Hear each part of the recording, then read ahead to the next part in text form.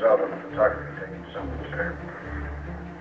There's a medium-range ballistic missile launch site and 2 new military encampments. How far advanced is this? Sir, we've never seen this kind of an installation before. Only a few people knew of the existence of the surveillance photographs, much less the terrifying revelations they held. In October 1962, the Soviet Union was constructing nuclear launch sites in Cuba, within range of every major city on the eastern seaboard, including the U.S. capital. It's hard to realize how frightened they were. They had conversations about evacuating great parts of the United States. They had estimates about how many tens of millions of people would die. They really thought that war was near. Managing this crisis fell to a rookie president, John F. Kennedy. He was less than 2 years on the job, the youngest man ever elected to the office. Nothing prepared him for this.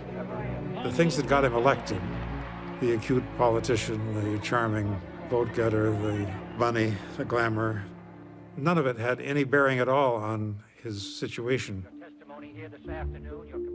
The qualities that had carried John Kennedy to the presidency, natural rebelliousness, stubborn self-reliance, spectacular self-confidence, had also led him to make mistakes and missteps that helped put the country in mortal danger.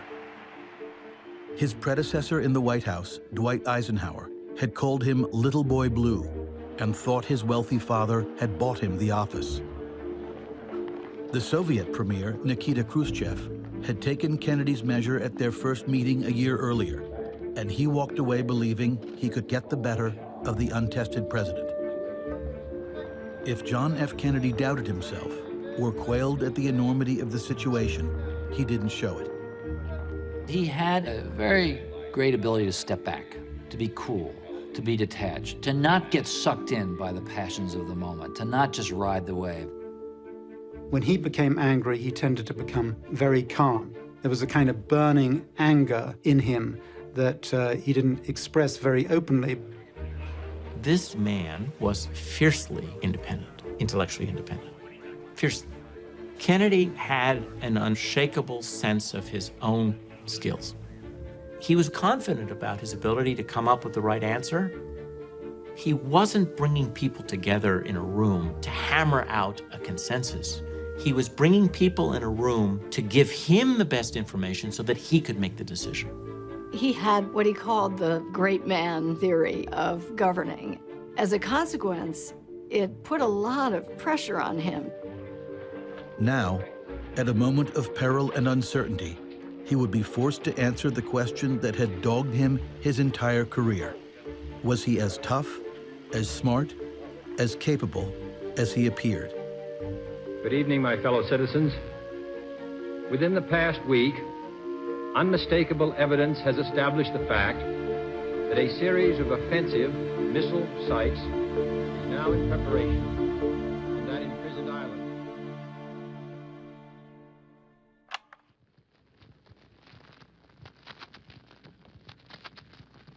Miss Lincoln, is this taped in? Is this plugged in? This plugged in. 1, 2, 3, 4, 5, 6, 7, 8, 19. I was the descendant of 3 generations on both sides of my family of men who had followed the political profession. In my early life, the conversation was nearly always about politics, period.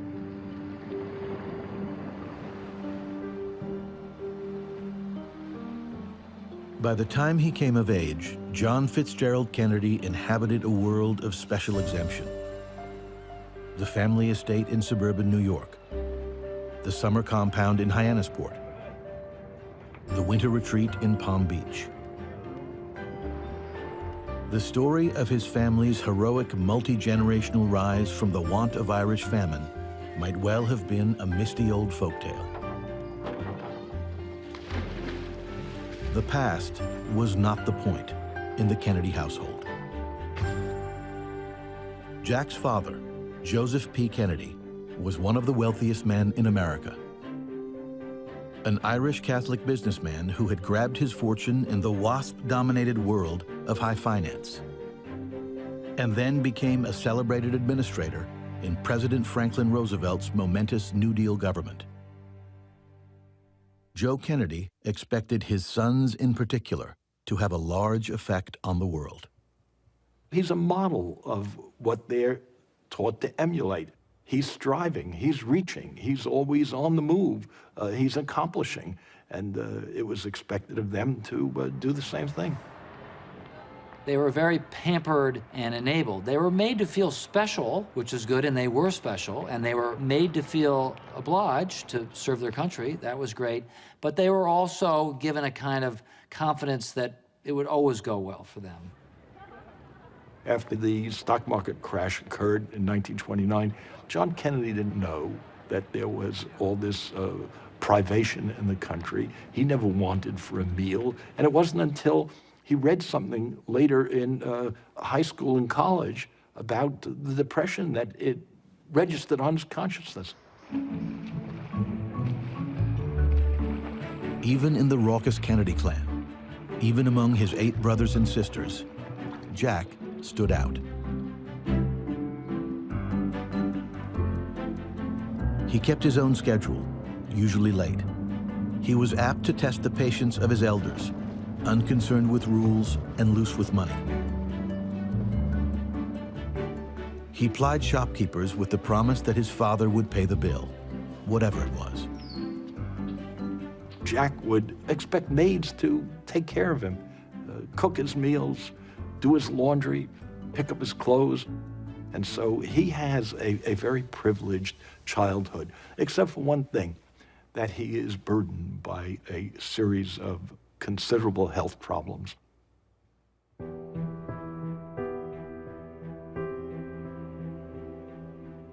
Jack almost died of scarlet fever in 1920, just before his 3rd birthday. 2 years later, a case of whooping cough landed him in another quarantine ward. Soon after, his parents shipped him off to a prestigious boarding school in Connecticut. Jack's letters home began to include reports of his shaky health. At Choate, Jack's ongoing digestive ailments made him a reliable customer of the campus infirmary. Jack didn't know what was wrong with him. All he knew was that on a regular basis, he would take sick, get a high fever, end up in the hospital, that he couldn't gain weight, that he couldn't run around and play sports the way he wanted to. He was terribly thin. He had recurrent bouts of nausea and vomiting, continual bouts of high fever, and he was tired all the time. Joe Sr. worried that Jack might take on the image of someone who lacked the physical strength to achieve great things in life. By the time he was 17 years old, his health was so questionable, they sent him off to the Mayo Clinic in Rochester, Minnesota, to try and figure out what his problems were. Test results at Mayo indicated that Jack suffered from an intestinal inflammation called colitis. But the doctors warned him that he might have hepatitis, or worse, leukemia. When his blood count dropped to near-fatal readings, he made light. "They call me 2,000 to go Kennedy," he wrote a friend. "Took a peek at my chart yesterday and could see that they were mentally measuring me for a coffin." He never stops joking and laughing, even in the worst circumstances.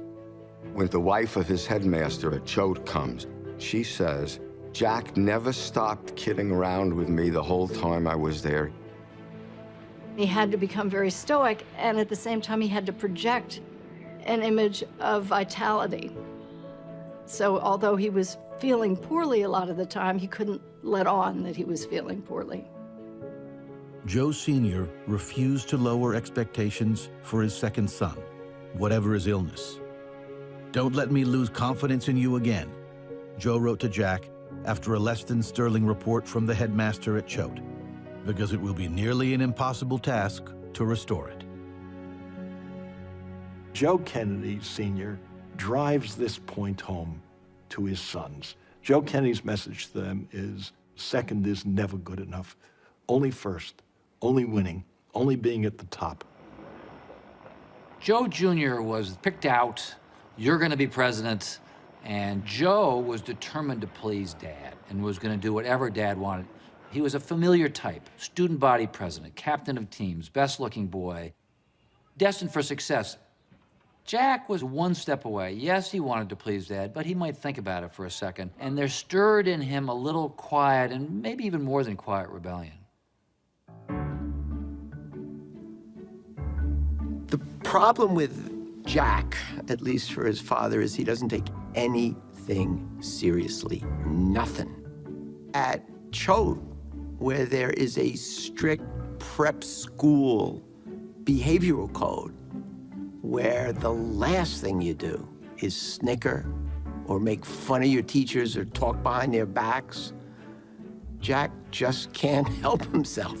You know, the more pompous the headmaster, the more ridiculous the speeches at chapel, the more he feels absolutely compelled not only to make fun himself, but to draw his circle of friends in. When he organizes a prank, all the other boys are in. Jack Kennedy was a capable student in the courses he liked, indifferent to those he didn't. His acquaintance with the rules of spelling and grammar appeared fleeting.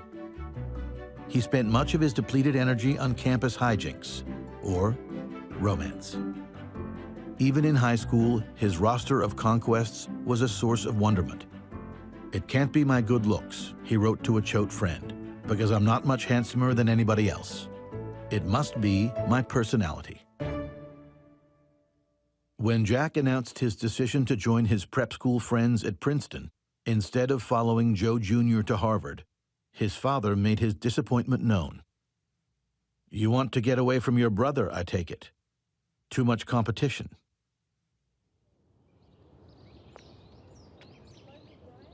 Fall term 1936, Jack enrolled at Harvard. The Kennedys were a loving family, but bitterly competitive. And this comes from the father, but it becomes entrenched with him. They're always putting each other down, verbally, games, sailing, touch football, nonstop competition. And a lot of it's joyous, but there's an edge there, too, almost a meanness.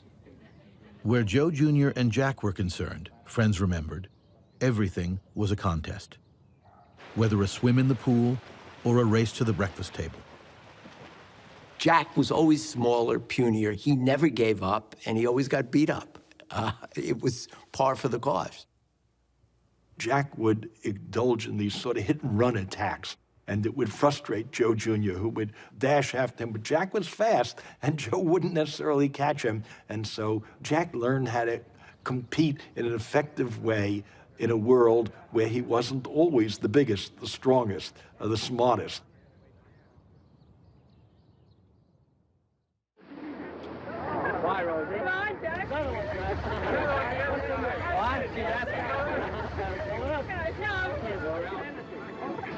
At the end of Jack's sophomore year at Harvard, Joe Kennedy took a new job in London as ambassador to America's most important ally. Jack trailed his father across the Atlantic a few months later for a summer's work in his father's new office. When Joe Kennedy Sr. became ambassador to Great Britain in 1938, it opened up a world for Jack which he had not quite glimpsed before. There was his father at the center of British social life, and it allowed Jack to make intellectual as well as social contacts with the most important people in Great Britain, and to engage in conversation and intellectual exchange, which stimulated him greatly. These were the roots of his interest in international affairs.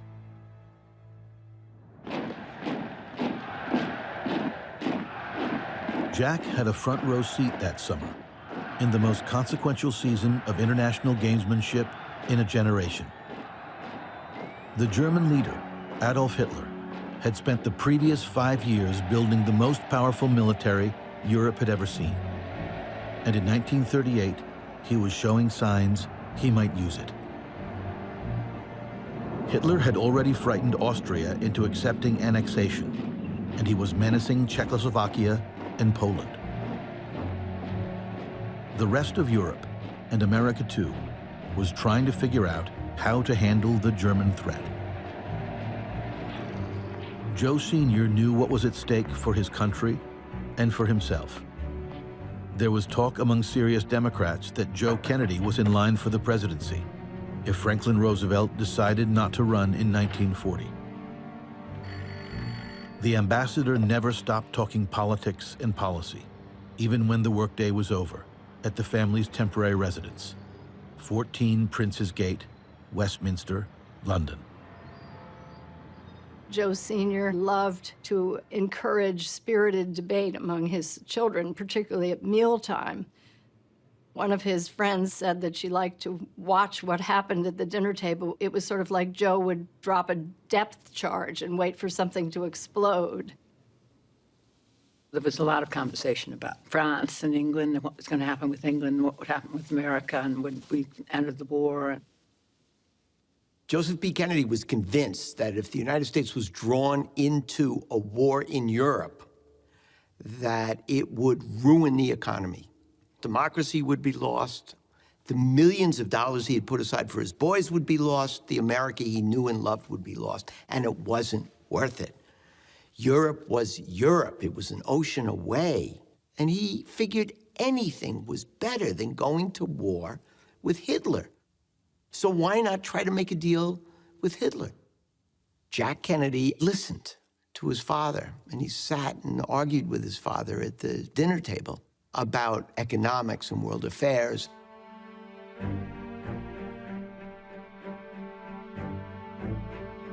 Jack was back at Harvard in the fall of 1938. He monitored from afar the international summit in Munich, where British Prime Minister Neville Chamberlain struck a deal to cede a small piece of Czechoslovakia to Germany in exchange for a promise from Hitler that he would stop there. He also saw his father congratulating Chamberlain for keeping the peace. When asked by the newspaper men this afternoon what I thought the chances were of appeasement succeeding, I told them I wasn't sure at all, but it was certainly worthwhile trying. Jack asked permission to spend the next semester back in Europe so he could gather material for a senior thesis. U.S. embassies and consulates would be obliged to welcome Joe Kennedy's boy. He was back at his parents' home in London by March 1939, right around the time Hitler broke his promise to Chamberlain and seized the rest of Czechoslovakia. Jack headed straight for the continent and beyond to see for himself what was happening. He questions people, he talks, he listens, he reads the headlines. He hangs out in the consulates. He tries to talk to the diplomats in each of these countries and to the newsmen and the journalists.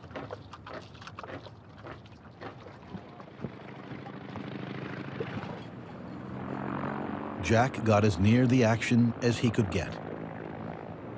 The border between Germany and Poland, where Hitler's powerful war machine appeared to be massing for attack.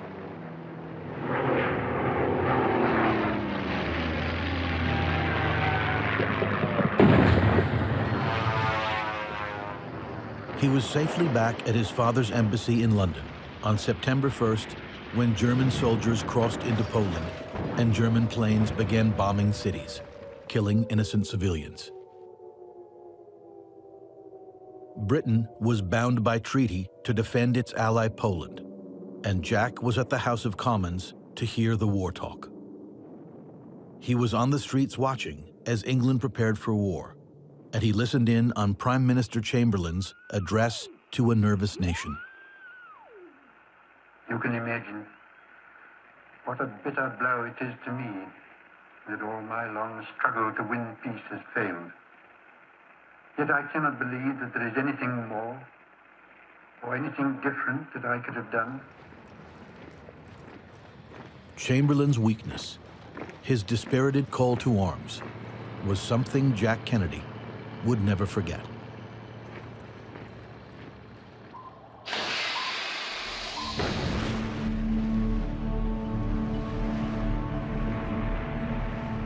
The onset of war did offer Jack his first shot at public service and at public attention.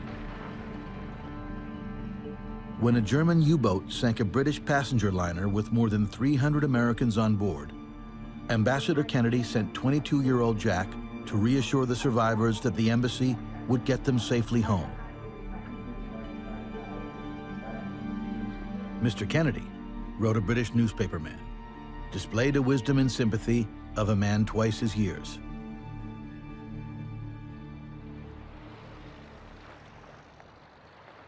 He arrived for his final year at Harvard with a self-confidence that surprised his professors and a new sense of purpose. He spent his last semester grinding away at his honors thesis, Appeasement at Munich. Jack's thesis cut against prevailing public sentiment, which held that British Prime Minister Chamberlain's actions at Munich had been dishonorable, even cowardly. Chamberlain's appeasement of Hitler, he argued, had been understandable. Britain had been so lax in building its military in the previous decade that the Prime Minister had little choice but to go to the negotiating table and buy time.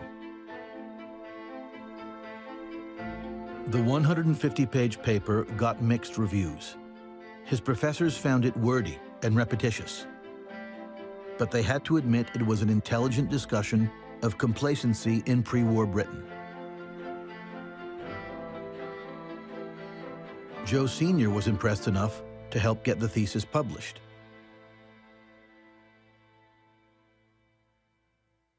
By the time John Kennedy graduated Harvard in June of 1940, his first book, Why England Slept, was on its way to the reading public.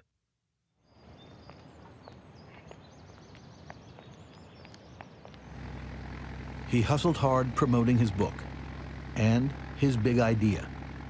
Democracies had to be armed and ready to fight at all times, he said, the United States included. Good evening, ladies and gentlemen. At this time, we're indeed pleased to have with us in our studios Mr. John F. Kennedy. This young man has a clear-headed, realistic, unhysterical message for his countrymen and for his elders. We must realize that we must always keep our armaments equal to our commitments. We cannot tell anyone to keep out of our hemisphere unless our armaments and the people behind these armaments are prepared to back up the command, even to the ultimate point of going to war. There must be no The book was timely. Americans were beginning to wonder if Hitler's military could reach the United States. Why England Slept became a surprise bestseller. His father was near preening about Jack's literary success, a first in the Kennedy clan. When the Duchess of Kent told the ambassador she thought the boy was awfully young to be writing a serious book, Joe said simply, "My experience is that my sons are very precocious."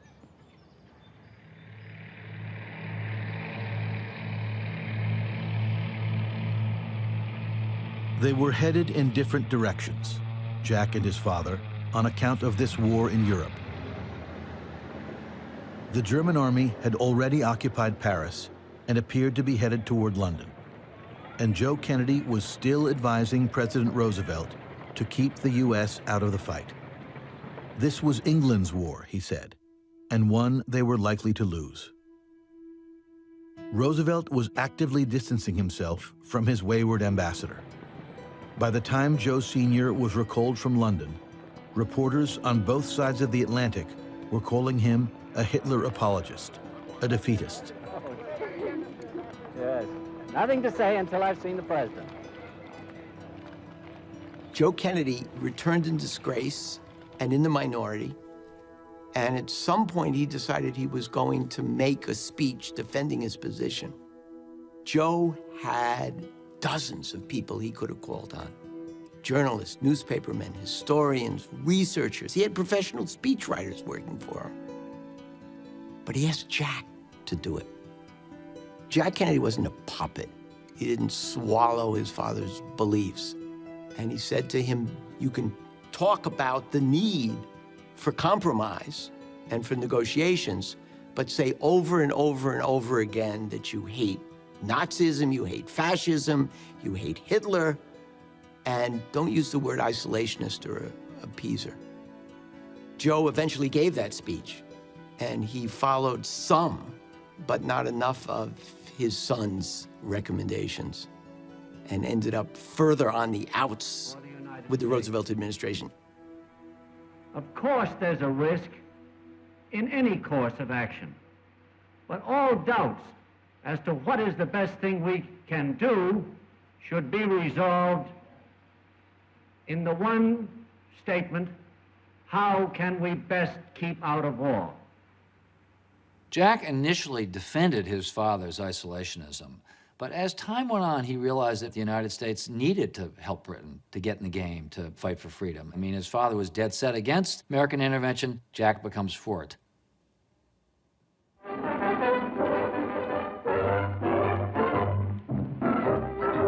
Air Cadet Joseph P. Kennedy, Jr. reports for preliminary training. With other college men, he'll try for Navy wing. The older Kennedy boys were doing more than talking war in 1941. Joe Jr. signed on as a flyer for the Navy, even though the U.S. had not yet entered the fight. Jack was no less keen to get his shot at glory, if war came. But he was unable to get past the military doctors. His poor health was impossible to miss. When he was 20 years old, he began using steroids. It reined in his colitis, but it had terrible side effects. And it also began to cause deterioration of the bones in his lower back. So he was rejected as someone who would be what was called 4F. He spends 5 months doing calisthenics, lifting weights, trying to build himself up enough that he still fails the examination. He tells his father that he has to arrange for him to have a special medical exam, which basically means a fixed medical exam, to clear him so he can get into the Navy. The new ensign was assigned to Naval Intelligence in Washington, where he became an instant, if minor, celebrity. The ambassador's son found himself at cocktail hours and dinner parties with senators, admirals, foreign diplomats, newspaper publishers. They all wanted to know what the boy author thought about the big question of the day. Should the U.S. get into the war?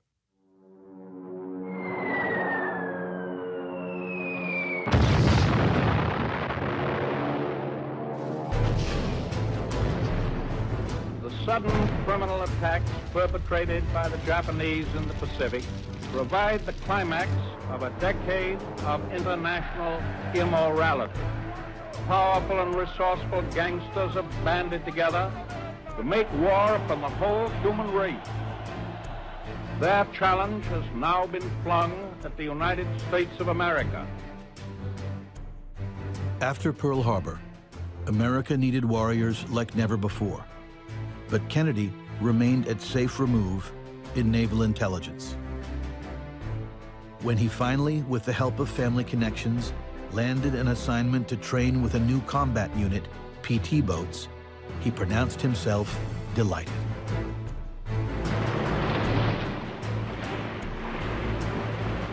Now, you know, PT boats were known as the bucking broncos of the Navy because they're very light-hulled and they skim so fast over the waves so that each wave is a bounce, each wave is a jolt. The men who served with it said he was always in pain. This was rough service, and it was terrible on his back. Nevertheless, he perseveres and gets assigned to the Southwest Pacific, which is where the action is. fighting the Japanese. Kennedy arrived in the Solomon Islands in the spring of 1943 and took command of a 56-ton attack boat, PT-109. He liked his 12-man crew, but was unimpressed by the higher-ups. He was a very junior officer out in the Pacific. He was on the margins of the war, but he saw how a military operated not from the top down, but from the bottom up. And one of his favorite expressions was, the military screws up everything. PT-109 skipper did little to distinguish himself in his first 4 months on duty. He and his men ran raids on Japanese supply convoys. They were shot at, and they fired back, but steered clear of major incident. Until a hot, starless night that August. Out on a routine mission, Kennedy had his vessel idling in open water when a Japanese destroyer emerged out of the darkness, racing at 40 knots, and split his boat in half.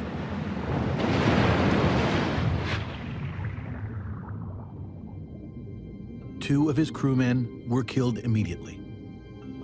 It took Kennedy nearly 3 hours, swimming around in the dark, to gather the survivors onto what was left of his PT boat. His engineer, Pappy McMahon, was badly burned, in excruciating pain, and helpless. They were still stranded in open water at daybreak. Mid-afternoon, what was left of PT-109 was beginning to sink, and it looked like they had been left for dead. They're drifting, holding on to the hull and drifting in the water when he sees a group of islands about 3 miles off. He tells them they have to swim to it to survive. But how is McMahon going to swim? McMahon is wearing a life jacket. Kennedy takes one of the straps, cuts it, puts one end in his teeth, tells McMahon to lay on his back, and then he tows him the 3 miles to this island. And when he gets up on the beach, he collapses.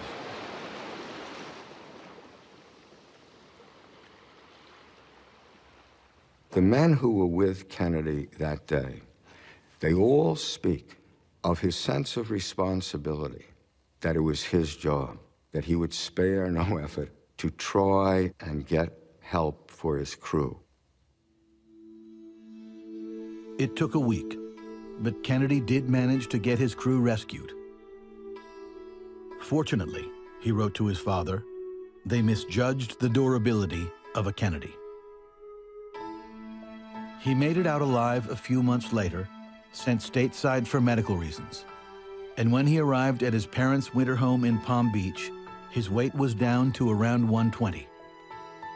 His back was so bad, he needed a brace and a cane to walk. But he was also a war hero.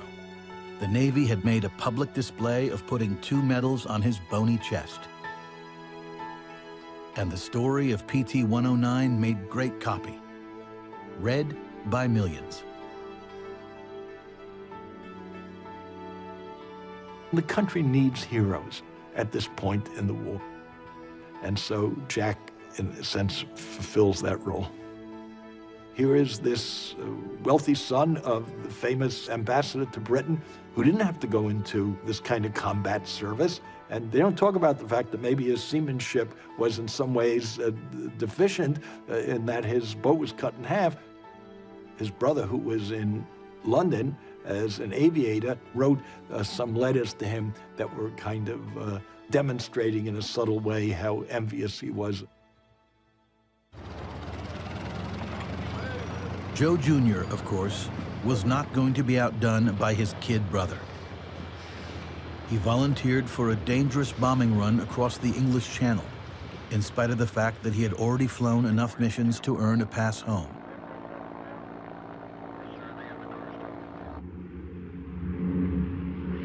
Just minutes into that secret mission, Joe's bomber exploded over the English countryside.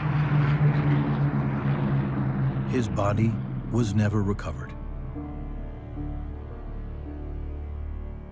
Joe's worldly success was so assured and inevitable, Jack wrote, that his death seems to have cut into the natural order of things.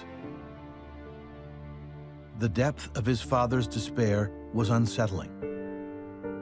There is something about the firstborn that sets him a little apart, Joe Sr. wrote. You know what great things I saw in the future for him. And now, it's all over.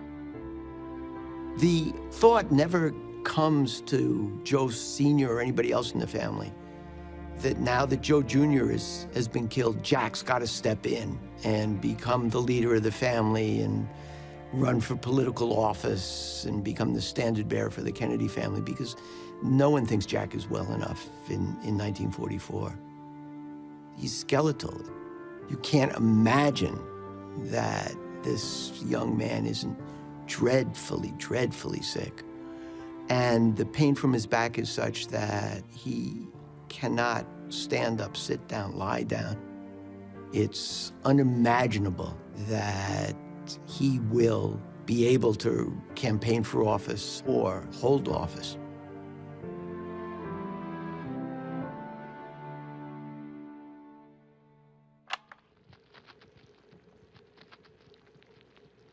Like many decisions in life, a combination of factors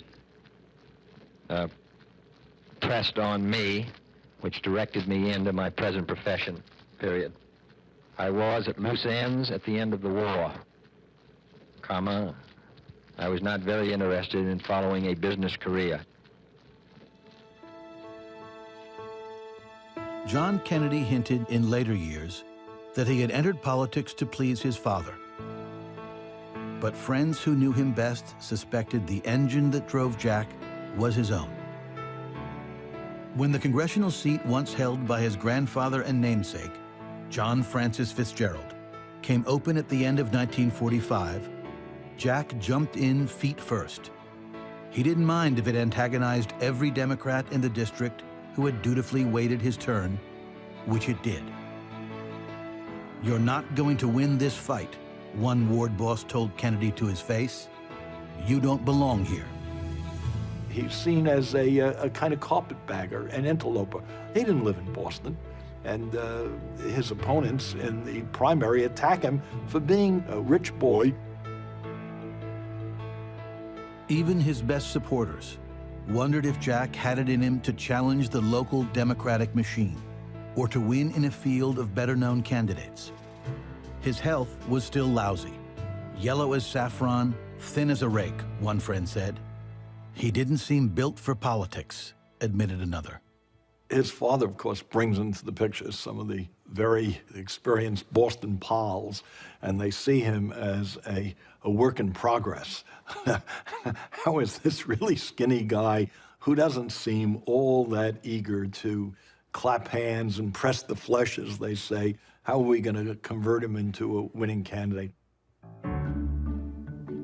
They sigh when they see this kid. You know, he looks like a high school student. The major impediment to Jack is that he's not a very good candidate in the beginning.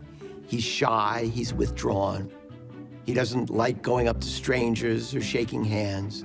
He talks much too fast when he gives speeches. Can't look at his audience. His voice is too high-pitched. He used to often read from a prepared text, and he would do it in a mechanical way. They were so afraid that he would forget his speech that his sister Eunice once sat in the front row mouthing the words like an opera prompter. Long odds or no, Joe Kennedy poured money into his boy's race in 1946. He paid for thousands of hand-painted yard signs, advertising in print and radio, a professional polling operation. He distributed 100,000 copies of the New Yorker article about Jack's war heroics. With the money I spent, I could have elected my chauffeur, he liked to joke. But his pride in his oldest remaining son grew as the campaign unfolded. His father is watching him one day, standing at the gates of a factory, and this mob of factory workers come out. Jack is standing there shaking hands, asking for votes, and the father is standing across the street with a friend. He says, I never in a million years thought Jack could do that. He taught himself, with the help of lots of money from his father, and voice coaches and political coaches, he taught himself how to be a candidate. He taught himself how to look at the people he was talking to, how to speak slowly. He spent twice as much time talking to the local parish and the boys' clubs and the veterans' clubs and the women's clubs. Whoever invited him, he went. He never, ever, ever stopped.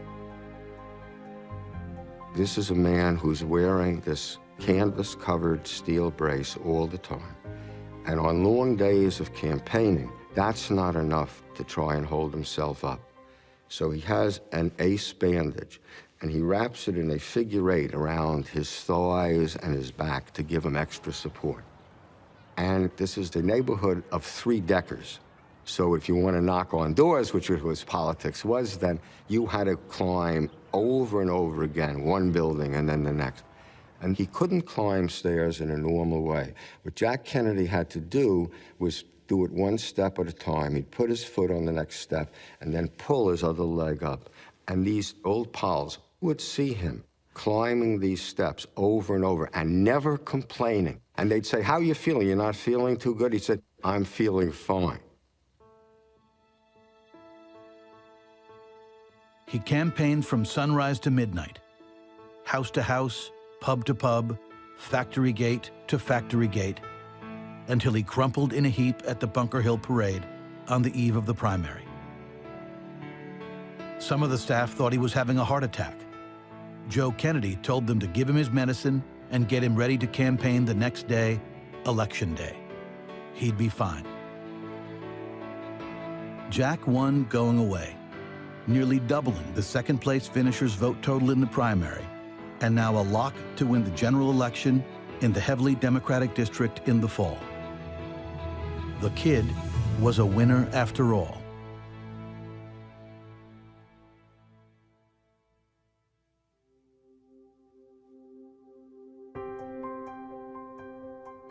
His likes had rarely been seen on Capitol Hill. He looked a kid, skeleton thin, with wrinkled khakis, sneakers, seersucker jackets, shirt tails hanging out. And he lived like one. He was always running late, left a trail of clothes and unfinished meals in his Georgetown townhouse for his valet to clean up. He showed up at his office as little as possible, took scant interest in constituent services, and only middling interest in his committee assignments. He's very bored by the day-to-day duties of a congressman, and he felt that he really didn't have significant power. He spent his evenings racing to movie theaters in his convertible, jockeying with the Washington trolley, a different girl in the passenger seat every night. Was it a movie star, the newspapers wondered? A socialite? Another airline hostess? He's a playboy. He's a handsome young man. You know, he wins that office when he's 29 years old, and he's really a celebrity, and he's enjoying himself. It was a period of great self-indulgence. Even as he's this reckless, glamorous, playful youth, there was a kind of vulnerability. It's there. In the middle of the 1947 recess, a half year into his first term, the young congressman traveled to Britain to see his favorite sister, Kathleen. Kick, as the family called her, was the Kennedy most like Jack, independent, rebellious, full of fun. During the visit, Jack collapsed. The diagnosis was grim. A malfunctioning of the adrenal glands called Addison's disease. A doctor in London gave him a year to live. He crossed the Atlantic in a ship's hospital. The family told reporters waiting at the dock that Jack was suffering from a flare-up of malaria he'd contracted in the South Pacific. The good news was Joe Kennedy could afford the latest medicine, and there was a new treatment for Addison's, a potent cortisone-based steroid. It got him out of his deathbed and bought him time. He told one friend he hoped for maybe 10 more years.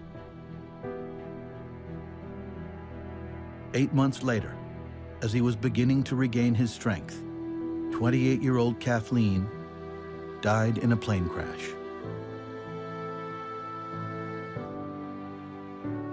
Jack was devastated.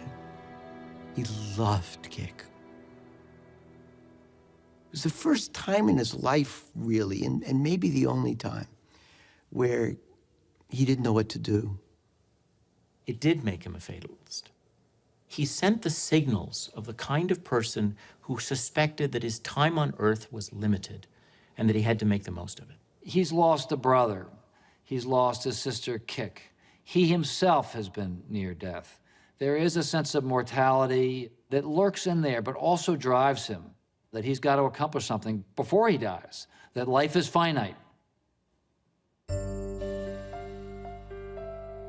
In his second and third terms in Congress, John Kennedy seemed like a new man, a man in a hurry, always on the lookout for ways to distinguish himself. He exploited his experience in foreign affairs and defense policy, got himself invited to Senate hearings as an expert witness on the military readiness of our European allies, criticized President Harry Truman for inadequate civil defense preparations in the wake of the Russians' first successful atom bomb test.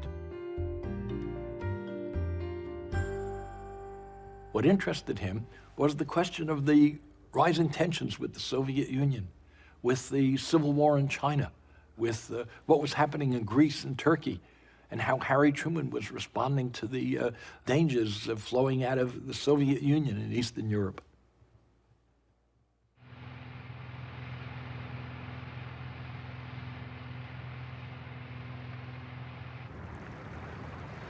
One of the great advantages of having a very rich father who's willing to spend whatever his sons ask for is that you can go on your own fact-finding missions. You can travel the world. And Jack does that twice in 1951. He talks to the journalists and the military men. He talks to world leaders, and he talks to the opposition. For 7 weeks, the young congressman traveled through Israel, Iran, Pakistan, India, Singapore, Thailand, French Indochina, Korea, and Japan. He returned home with a new insight. The United States was making few new friends in those places and losing old ones.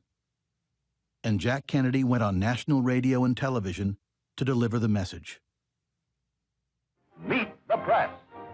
Our guest of the afternoon, ladies and gentlemen, will be Congressman John F. Kennedy of Boston. What do we do in Indochina, then? Well, we tied ourselves completely with the French, and after all, the natives are anxious. You can never defeat the communist movement in Indochina until you get the support of the natives, and you won't get the support of the natives as long as they feel that the French are fighting the communists in order to hold their own power there. And I think Joe Kennedy had been invited to be on Meet the Press early on. He said, no, I don't want to do it, but why don't you invite my son? At the time, no junior congressman had ever been on. Only the biggest of the biggest stars in Washington were on Meet the Press. But Jack went on. Mr. Kennedy, when I was in Boston last week, I heard a good deal of talk about you. There were many who thought that you would be the Democratic nominee for the senatorship against Henry Cabot Lodge. Are you going to run? When Jack told his friends and his colleagues, I'm going to run for the Senate against Henry Cabot Lodge, they were unanimous in saying, don't do it. Nobody can beat a Lodge in Massachusetts. And Lodge is as handsome as you are, speaks as well, is as rich, and is a war hero. Don't even try. This is a very storied family. As the old saying went, up in Boston, where the Lodges speak only to Cabots and the Cabots speak only to God. And so, can he defeat this Republican? And especially in 1952, it's a Republican year. His closest advisors told him, don't do it. This isn't your time. Maybe you should think about running for governor of Massachusetts. No. He wanted to run for Senate. This is a great state with a great past and I believe an even greater future. If elected to the United States Senate, with all of my energies and all of my resources, I will fight to secure that future for the people of this state and for the future of our country. And I know that it is not a one-way street. Whether 34-year-old John Kennedy was ready or not was an open question in the spring of 1952.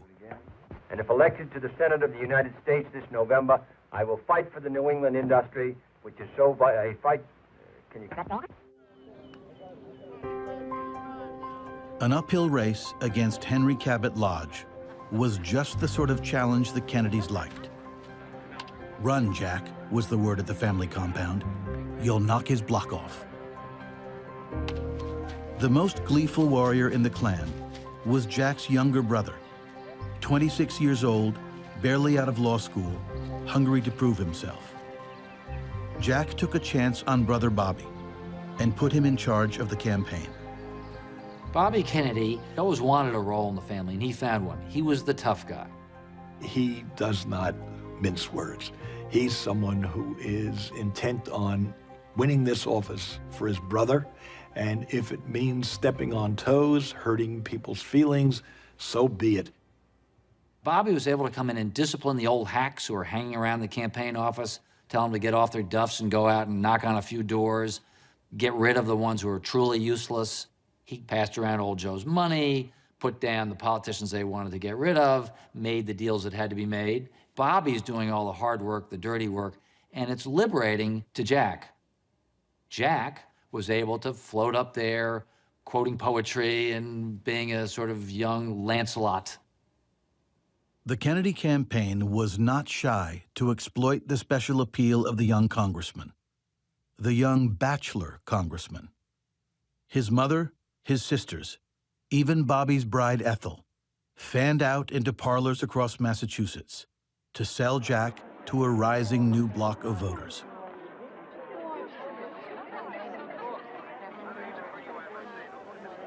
Women were not so involved as they are today, of course. And I think they were very struck by the fact that we were wandering around trying to get them to get out and vote and get their friends to vote. Jack came at the end and gave a very good speech. People were very interested in him because they knew he was the hero and he was young. So they were very interested in how he did all this and what he looked like and everything. He was a very easy candidate to sell because he was good-looking, he had enormous charm, he had a great sense of humor. I mean, he was a real star.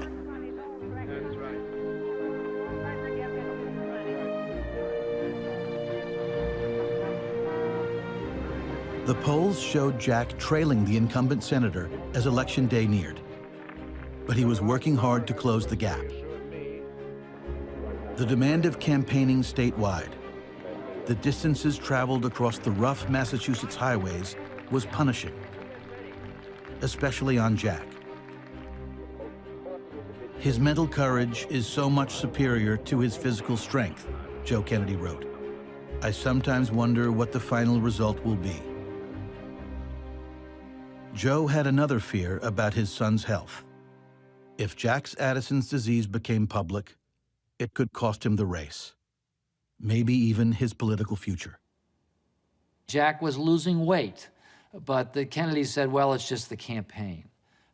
Jack Kennedy always had a suntan. Well, they said, well, he's out and he's getting a suntan. Actually, that was from his treatment, cortisone treatments for Addison's that darkened his skin. They covered all that up.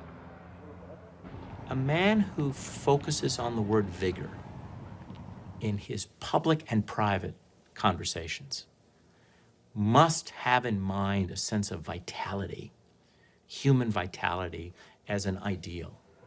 Imagine the distance between the reality of his own physical troubles and his ideal of the vigorous, vital leader. Such a smart man would know this distance and understand it, the gap between reality of his own physical being and the image he wanted to project. Jack kept working down to the wire. He still started his day earlier than his opponent, traveled more miles, campaigned later into the night. He would not allow himself to lose for lack of effort.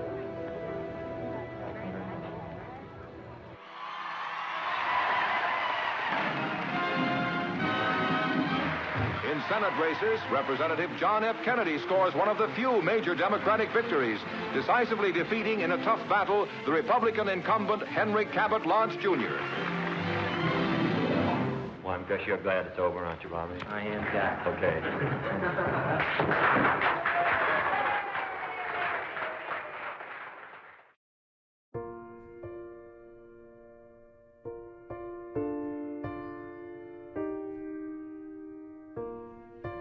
They were beginning to be seen together around town soon after he entered the Senate in 1953. Two dazzling stars in Washington's normally dull firmament. Jack Kennedy was 35 years old, the most sought-after bachelor in the capital. Jacqueline Bouvier was a shy 23-year-old beauty, the belle of Manhattan, East Hampton, and Newport.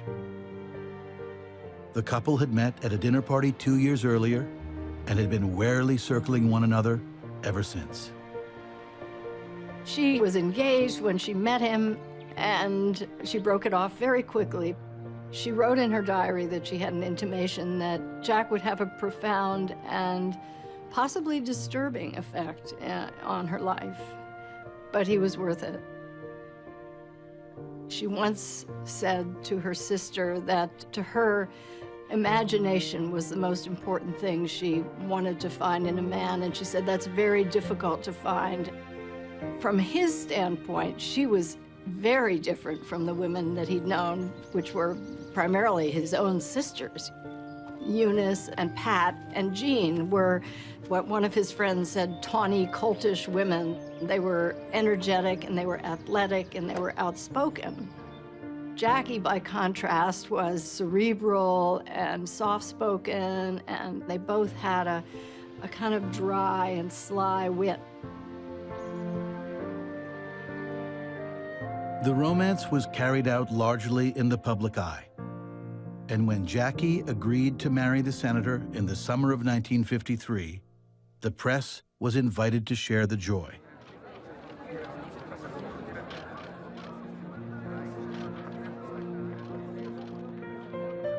They were so beautiful, and they were so young. She was very stylish. Somebody in the New York Times wrote that she made the world safe for brunettes again. Jackie was smart, gorgeous, and although she had not been born into a political family, she knew precisely what to say.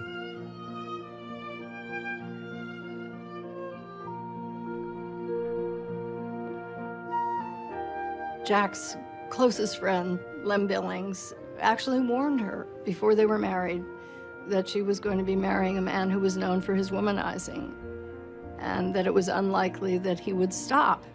And she later said that instead of being put off by what Billings said, she actually viewed it as kind of a challenge.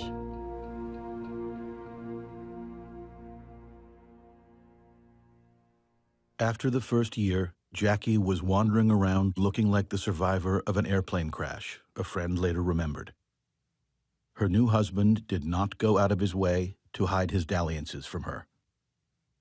Jack Kennedy treated this as a matter of personal liberty and betrayed little guilt. He had this thing about him, said the man who introduced the Kennedys, which was not under control. And it wasn't just his womanizing that stunned Jackie. Politics was sort of my enemy, she confided.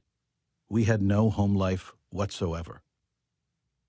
Let's go and meet the newlyweds. Are you there, Senator? Yes, right here, Mr. Morrow. Good evening, sir. Thank you. Good evening, Mr. Kennedy. Good evening. I understand that the two of you had a very much publicized... Whatever her misgivings, Jackie Kennedy had married a politician, and she dutifully accepted her role. And you first met the senator when you interviewed him. Well, I interviewed him shortly after I met him. Well, now, which requires the most diplomacy? To interview senators or to be married to one? Well, I think Being married to one, I guess. Over on Capitol Hill, however, the Kennedys' star power had less appeal. The young senator's way of being set Democratic leader Lyndon Johnson's teeth to grinding. Johnson looked at Jack as a person who picked and chose what he would like to do in the Senate. And the picking and choosing wasn't Johnson's idea of how the Senate ran, nor was it the idea of the other Southern moguls who were in charge. Kennedy was the troubadour who came and played before the banquet and left before the dishwashing began. And I think Lyndon talked about him in exactly those terms. Johnson says Kennedy was pathetic as a congressman and senator. He didn't know how to address the chair, by which he meant he didn't even know the rules. What irked Johnson was that he couldn't depend on the man. Kennedy was often absent. He ducked the controversial censure vote on Joe McCarthy. And Kennedy's insistence on independence was maddening for the majority leader. Whether it was civil rights or labor legislation, Johnson couldn't count on the Democrat from Massachusetts to vote the party line. Lyndon Johnson could be cutting about Kennedy in front of fellow senators, said he looked like a victim of rickets, and joked about his puny little ankles. What Johnson didn't see was how tough Jack Kennedy had to be just to get out of bed in the morning. By 1954, the drug he took to control his Addison's disease was eating away at his spine. It came to a point that in order for him to walk from his office to the Senate floor, he had to move across a marble floor. And it was so hard on his back, he needed crutches to allow him to put one foot in front of another without excruciating pain. And so what he decides to do is to have surgery, even though it is a danger to his life. It requires the fusing of two large sections of the spine and a steel plate inserted there. What makes it risky is that he has Addison's disease, and Addison's disease leads to infections often during surgery. His father pleads with him, don't do this operation. And he holds out the example of Roosevelt. He said, Roosevelt was president and he was in a wheelchair. You can do it. Jack said to him, I'd rather be dead than be in a wheelchair or hobbling around in crutches in pain the rest of my life. Jack goes ahead with the operation. Hours afterwards, an infection develops. Fever spikes, last rites are performed. Jack pulls out, and Joe has him flown to Palm Beach. He would suffer a series of setbacks in Florida.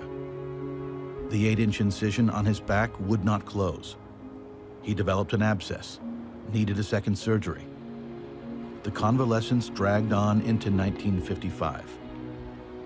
Joe watches over him, hires his doctors, his nurses, converts a large part of their Palm Beach house to a nursing facility, and encourages Jack. The Kennedys told reporters that Jack's back problems were a result of war injuries. They did not disclose his ongoing need of steroids or his Addison's disease. Jack, meanwhile, began work on a second book, a series of essays about United States senators who had risked their political careers bucking convention and party for a greater purpose. With the help of Library of Congress research files, Kennedy, his speechwriter Ted Sorensen, and a handful of Senate staffers produced Profiles in Courage. For 7-8 months, Jack recuperates, and only after a lengthy period is he able to return to the Senate. How does it feel to be back? Well, I'm glad to be back here and have a chance to take part in what's going on. I'm sure my wife is, too. He returns in pain, and he will remain in pain for the rest of his life.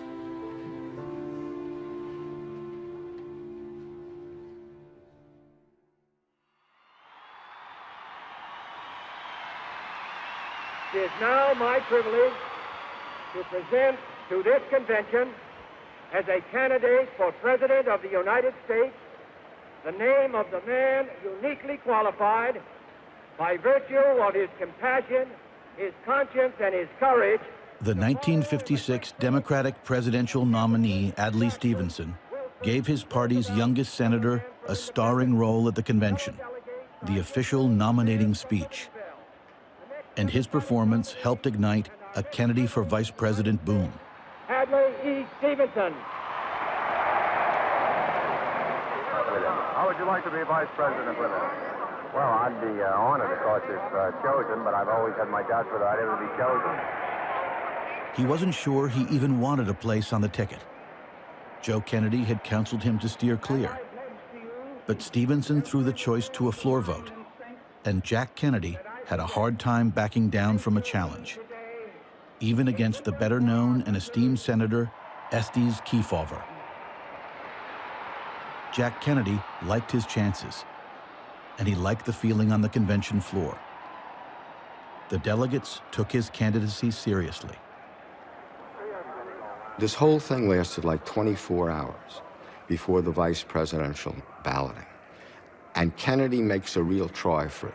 Texas proudly casts its vote for that fighting sailor who wears the scars of battle and that fearless senator, the next vice president of the United States, John Kennedy of Massachusetts. For a moment, it seems actually like he's going to win.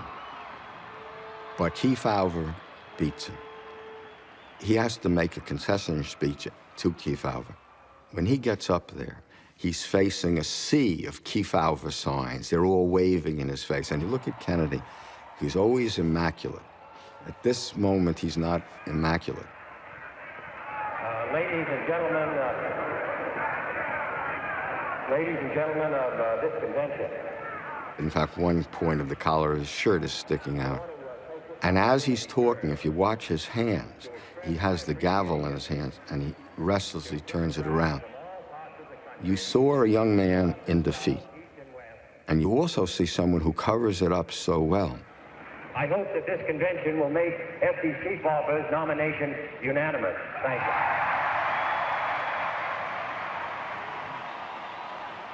Jack was very depressed, very upset. And Bobby was there, and he couldn't cheer him up. And he said, let's call Dad.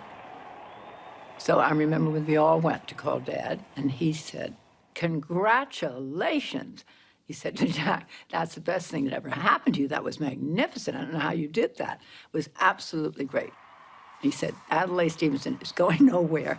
He said, he's going nowhere, and that's Kefauver's going nowhere. So you just pulled it off, and I can't tell you how wonderful that was. And Jack came out beaming. Beaming. Joe Kennedy knew what he was talking about. Stevenson lost big to Eisenhower, which made the governor a two-time loser and left the Democratic nomination wide open next time round. Jack Kennedy understood the obstacles to winning the presidency in 1960, and they were not small. He was younger than anybody ever elected to the office. He had few legislative achievements to run on. And then, too, there was his religion. In 1957, a quarter of the electorate still said they were unwilling to vote for a Catholic for president. There was a fear across the land that Catholics would be controlled by the Pope, that they couldn't think on their own, and therefore they weren't really Americans in the way that Protestants were. Some in the party argued the country would change in time, that he was still a young man, that he could wait it out. Jack Kennedy thought otherwise. His star turn at the 1956 convention meant he would be taken seriously in 1960. He was not going to let this moment pass. And I want to be sure that we haven't lost something important in this country, that we haven't gone soft. He had campaigned across the country for Stevenson in '56, that we just look to our own private interest? Let us cut the budget and let us save on foreign aid. And with his speechwriter Ted Sorensen riding shotgun, he just kept going in 1957. The reason the communists attack us is because they know when the United States fails, the cause of freedom fails. There were county chairmen to meet in every state, delegates to woo. Jackie was pregnant most of that year, and nervously so. She'd already had one miscarriage and delivered a stillborn daughter. But her husband rarely stopped traveling. When Kennedy's new back specialist went to Palm Beach for a consultation, she too got the program. She comes down, there's this huge map of the United States where his father and he are plotting out, his next trips. He's traveling all around the United States trying to make contact with politicians. And she says, well, to do this, you need periods of rest. And he says, well, there's no time for rest. And she says, well, you have to change the schedule. And he said, the schedule will not be changed.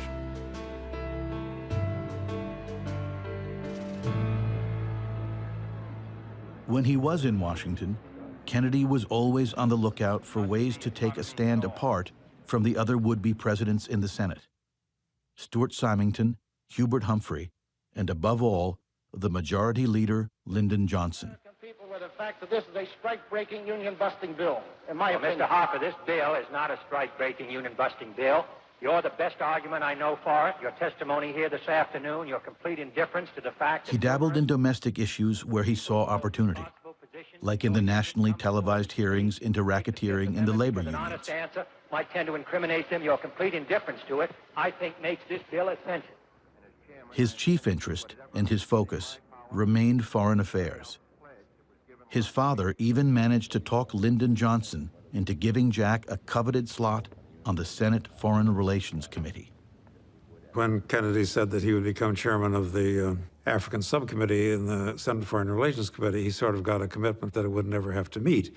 And Johnson thought that was typical of the kind of committee that Kennedy would like to run.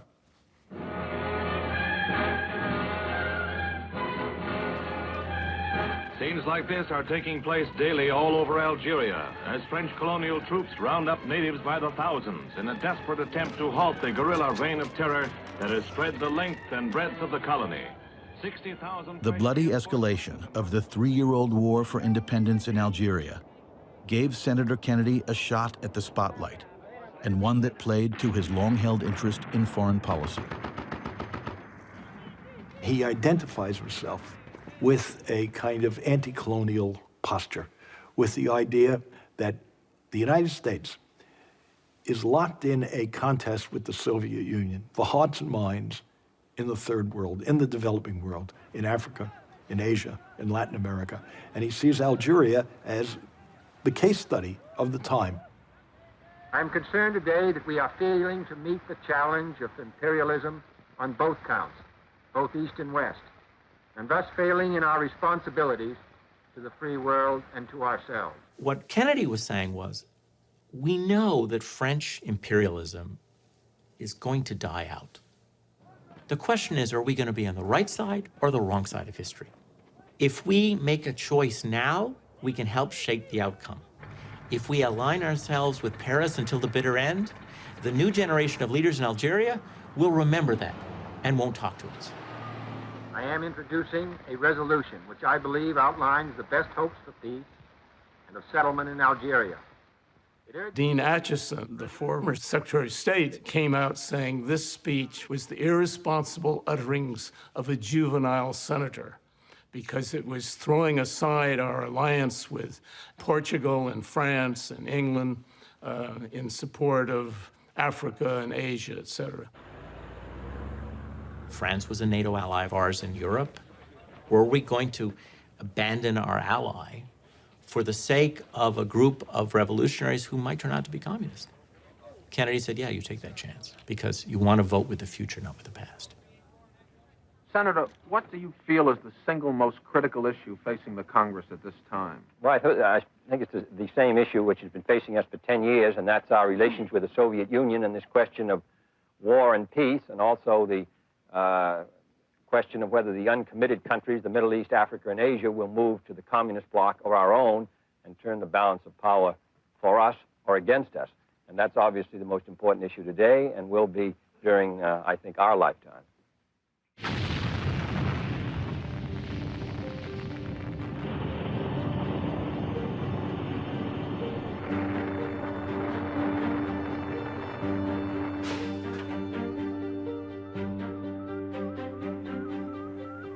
When Sputnik went up by the Russians, the surprise could not have been greater.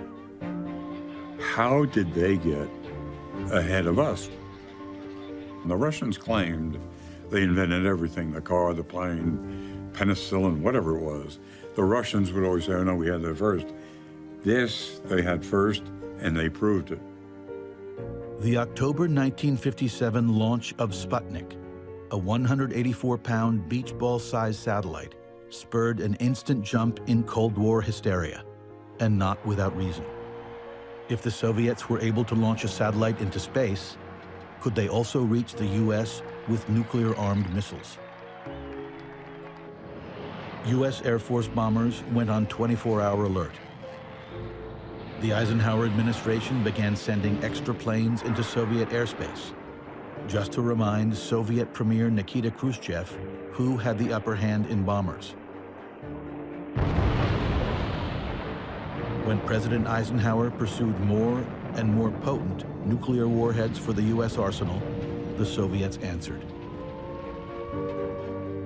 6 in 10 Americans believed nuclear war was imminent and would be catastrophic.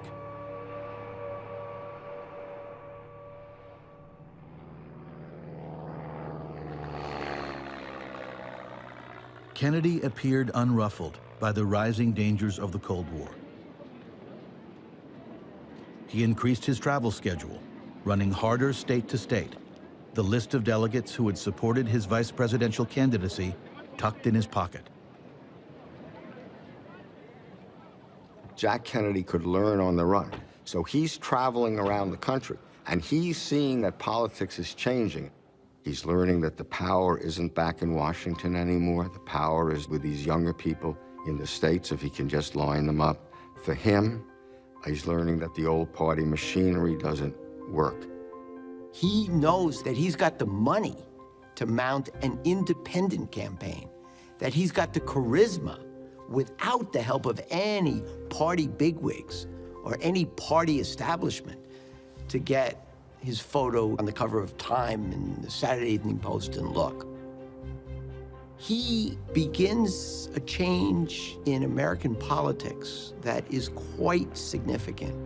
He signals the beginning of a move from party dominance and party candidates to the individual, to the personality who can speak to the people, not through the party, but through television and the mass media directly. Pleasure to have you here, and I want you to meet my daughter, Caroline, and my wife, Jackie. Joe Kennedy was nudging every editor he knew in 1959. You want to sell magazines? Put Jack and Jackie on your cover. Jackie Kennedy chafed at the requirement of public display. But when the photographers showed up on the Kennedy doorstep, she did not disappoint. It used to drive Humphrey nuts because he said, every time I go into the supermarket to go shopping for Muriel, I see Red Book, or I see Good Housekeeping, or I see Saturday Evening Post, all with the Kennedys smiling at me on the cover. Senator, when are you going to drop this public pretense of non-candidacy and frankly admit that you already are seeking the Democratic presidential nomination in 1960? Well, Mr. Lawrence, I think there's an appropriate time for anyone to make a decision and a final announcement as to whether he's going to be a candidate. Now that,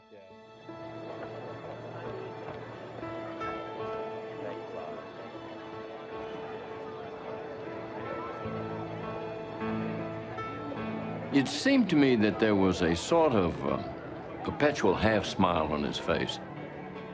There was a sense of joy about what he was doing, that he loved what he was doing. He's only 43 years old, and a woman says to him, young man, it's too soon. And he says, no, ma'am, this is my time. I am today an announcing my candidacy for the presidency of the United States. The presidency is the most powerful office in the free world. Through its leadership can come a more vital life for all of our people.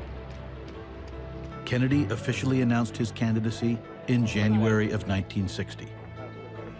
Political odds makers put his chances well below Senators Symington, Humphrey, and Johnson. Thanks for coming today.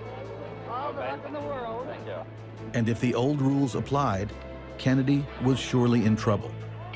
The well-worn path to the Democratic presidential nomination went through the state party chairman and the big city bosses, who still thought they could keep their delegations in line.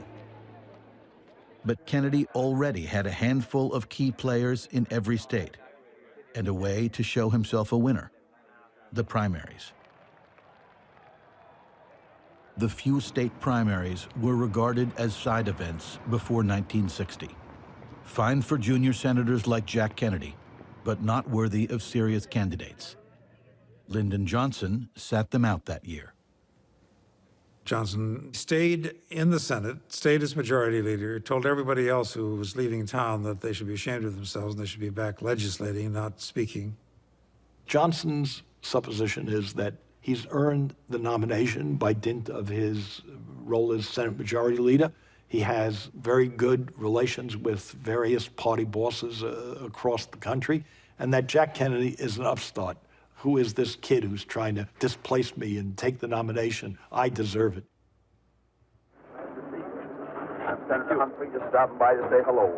You betcha. The most important early primary was in Wisconsin, where Kennedy had a real opponent, the popular senator from neighboring Minnesota, Hubert Humphrey. Say, that's just what I need for my campaign. Can I have that? I'm running short. You should realize that you are voting for the most important individual in the entire free world. And that He cast Humphrey as the establishment candidate and ran against the party bosses. And he cast himself as the underdog, in spite of a huge advantage in money and television exposure and having celebrity backers like Frank Sinatra. K-E-double-N-E-D-Y, Jack's the nation's favorite guy.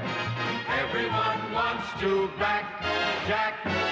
Jack is on the right track. Come on and vote for Kennedy. Vote for Kennedy. Keep America strong. Kennedy, he just keeps rolling up. Kennedy, he just keeps rolling up. Kennedy, he just keeps rolling along. Vote for Kennedy. Senator, good evening. Good evening, Sandy. How does the evening look to you? Well, as all these election nights are, it's a very interesting evening. He knew on Election Day he was going to win.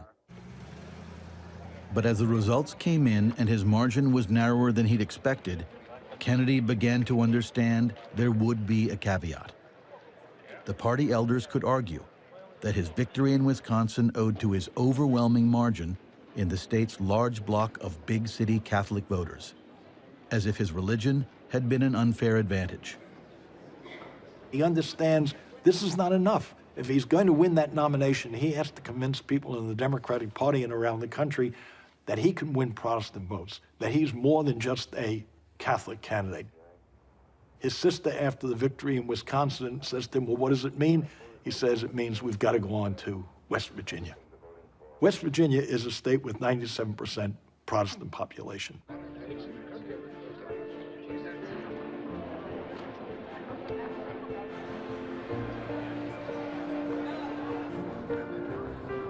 Humphrey started with a 20-point lead in West Virginia and the backing of the state's popular Senator Robert Byrd. He also got a new campaign theme song, the anti-Catholic dog whistle, "Give Me That Old-Time Religion."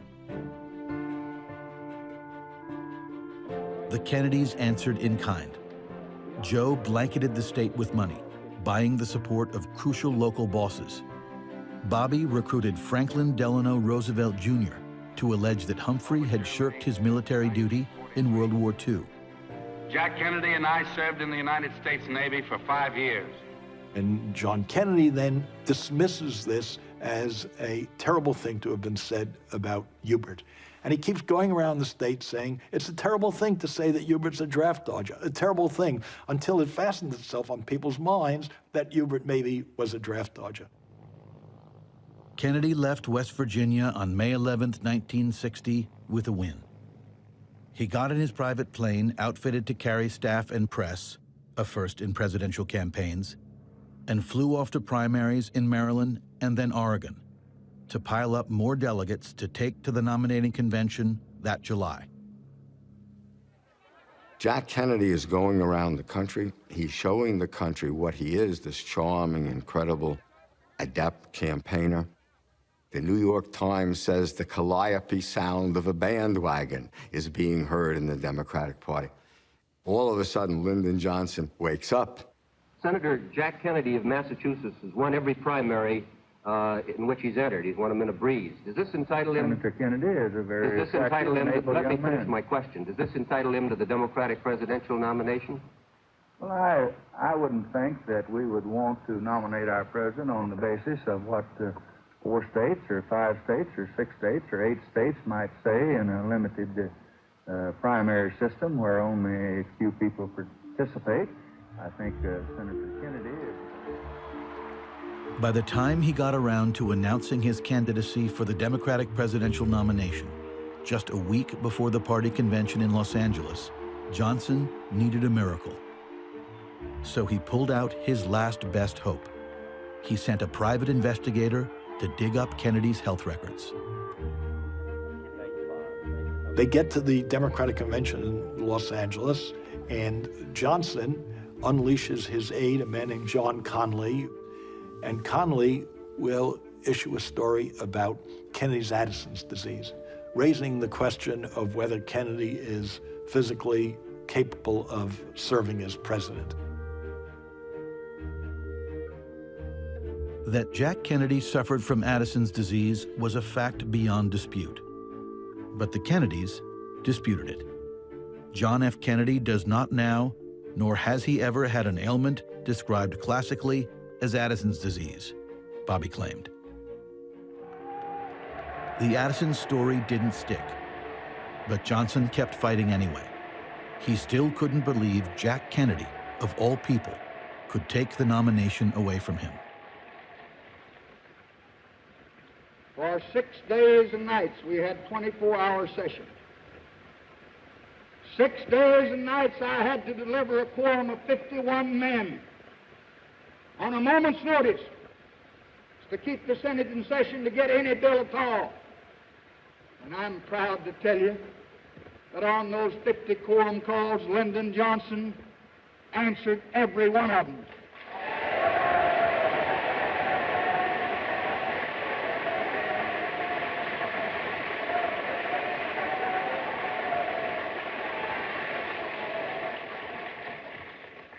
Although some men who would be president on a civil rights platform answered none. Let me just say that I appreciate what Senator Johnson had to say. He made some general references to perhaps the shortcomings of other presidential candidates, but as he was not specific, I assume he was talking about some of the other candidates and not about me.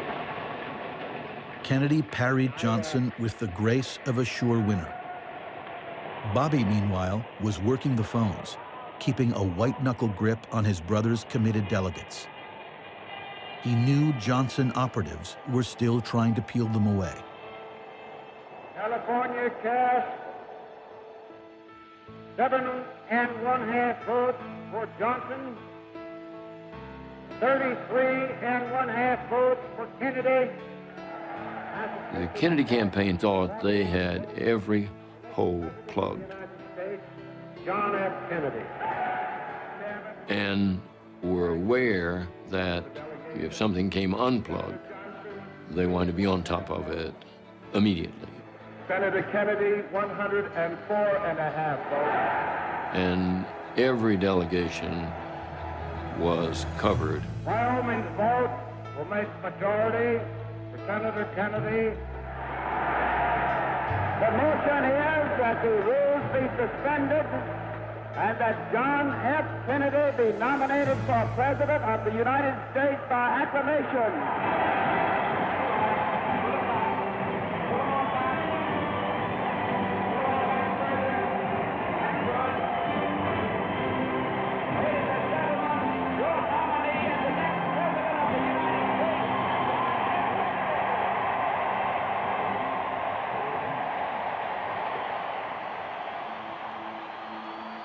The next morning at 6:30, the phone rings in Bobby Kennedy's suite. It's his brother. He says, count up how many votes we have if we take the Northeast, the eastern states, plus Texas. Bobby Kennedy calls in two of his top advisors, Ken O'Donnell and Pierre Salinger. He says to them, count up these votes, plus Texas. Salinger, as he calls, says, you're not thinking of nominating Lyndon Johnson. You can't do that. Kennedy knew how Johnson talked about him, Little Johnny, or Sonny Boy. Heard his pediatricians have given him a clean bill of health. And he knew his brother Bobby despised Johnson. But hatred was one of the few luxuries Kennedy could not afford. Not in picking a running mate. The numbers said he needed to win Texas to win the presidency, and there was one man who could deliver the state. Robert Kennedy tried to stop it. He went down to try to persuade Johnson not to accept it, that the opposition to him was too great. I remember how haggard Bobby looked. Johnson obviously told him that he didn't want to speak to his brother's spokesman. He wanted to speak to his brother. If Jack had anything to say, he can call me. Here's my phone number. Senator Kennedy announced his choice is Senator Lyndon Baines Johnson of the state of Texas, the Senate Majority Leader, and his foremost rival for the presidential nomination. A rivalry which ended... There were many compartments in Jack's mind. I think the main one was that he wanted to win. And there is the presidential candidate, Senator John Kennedy of Massachusetts, as he comes out of the Biltmore Hotel to come to his car. This motorcade will drive the 3 miles out here to the Coliseum. John F. Kennedy had never lost an election. And now, against all odds, at age 43, he was just one win away from the presidency. He was confident he could get there. What the American voters craved, Kennedy had come to understand, was a good story. And the set piece Kennedy would campaign on in the general election had it all. Good versus evil, freedom versus slavery, a youthful paladin that would be himself and his powerful antagonist, the Soviet premier Nikita Khrushchev, who proved the perfect foil in 1960. For the world is changing, the old era is ending, the old ways will not do. Abroad, the balance of power is shifting. New and more terrible weapons are coming into use. 1/3 of the world may be free, but 1/3 is the victim of a cruel repression, and the other 1/3 is rocked by poverty and hunger and disease. Communist influence has penetrated into Asia. It stands in the Middle East and now festers some 90 miles off the coast of Florida. Khrushchev had come to the United States in the United Nations session in September of 1960, banged the shoe on the desk and said, "We will bury you. We are grinding up missiles like sausages." So there was a heightened sense of competition, and this appealed to Kennedy's competitive spirit.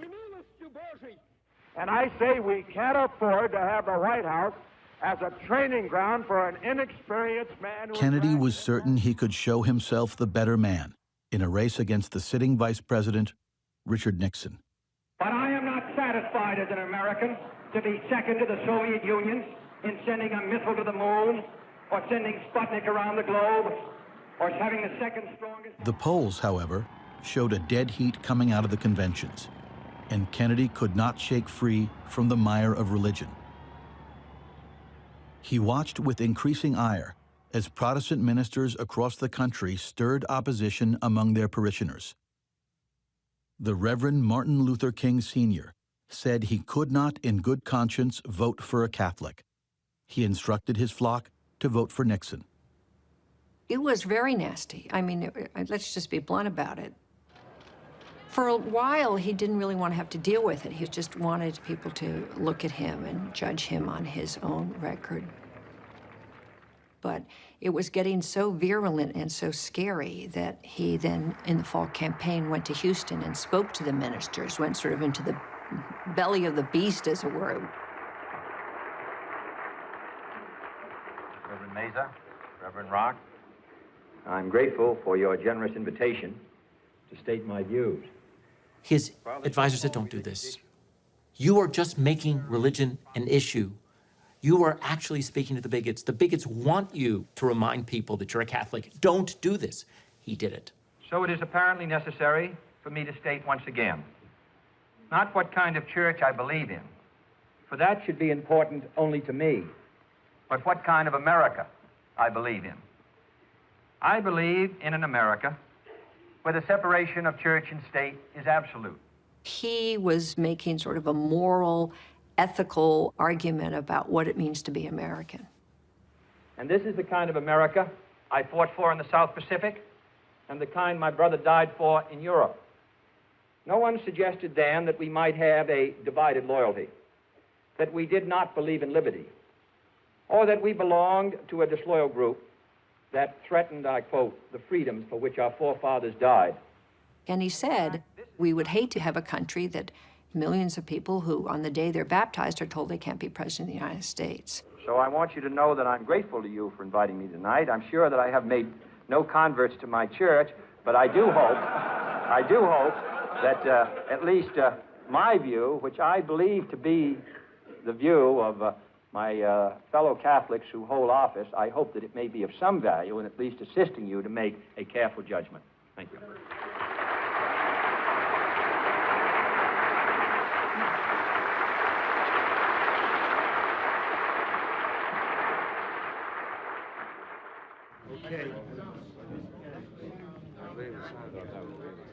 The general election campaign of 1960 featured a new wrinkle. The first ever one-on-one debates between the major party candidates, broadcast live across the nation. Looking right at the camera here. In every campaign from 46 on, his father taught Jack how to use the camera as his friend, how to look into the camera, to smile, look charming, but be serious. It was no accident at all that when Jack Kennedy debates Nixon, the champion debater, comes off worse because Nixon doesn't know how to look into a camera. He doesn't know how to connect with an audience. He looks stiff, sweaty, scared, and Jack is totally, absolutely composed. It isn't enough to compare what might have been done 8 years ago, or 10 years ago, or 15 years ago, or 20 years ago. I want to compare what we're doing with what Nixon was someone who would sweat under the Klieg lights, and his makeup ran, and somebody later said he looked like a sinister chipmunk. I will concede that in all the areas to which I have referred, Senator... According to opinion polling, the majority of people who listened in on radio thought Nixon won the first debate. We appoint people to ambassadorships and positions in Washington. Among television viewers, the clear winner was Kennedy. Revolutionary time. Then the United States does not maintain its influence. The split decision in the opening debate was a wake-up call. And through the next 3 debates, and every day in between, Kennedy kept hammering at Eisenhower and Nixon. Can you imagine if this country elects Dick Nixon, Republican President of the United States?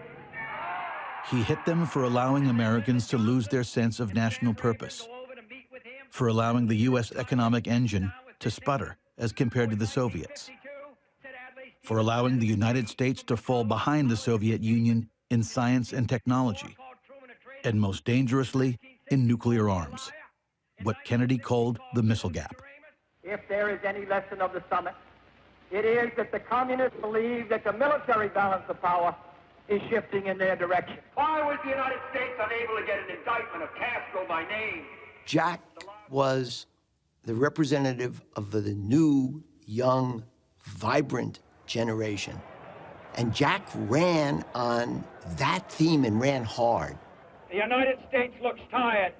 It looks like our brightest days have been in the past. It looks like the communists are reaching for the future, and we sit back and talk about the ideals of the American Revolution. He says Eisenhower was an old man who wasn't watching over the store anymore, and Nixon was his accomplice. And only this young hero, Jack Kennedy, who knew how to fight, knew how to win, was going to put the United States back in its commanding position again. And there's a direct line between what Jack says in 1960 and what he writes in 1939, Why England Slept.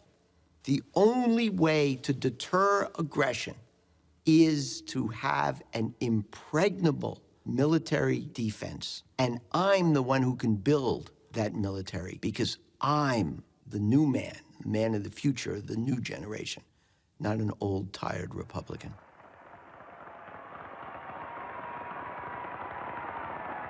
Kennedy opened a comfortable lead in the polls in mid-October, but he was careful not to get swept up in the energy and excitement of his rallies.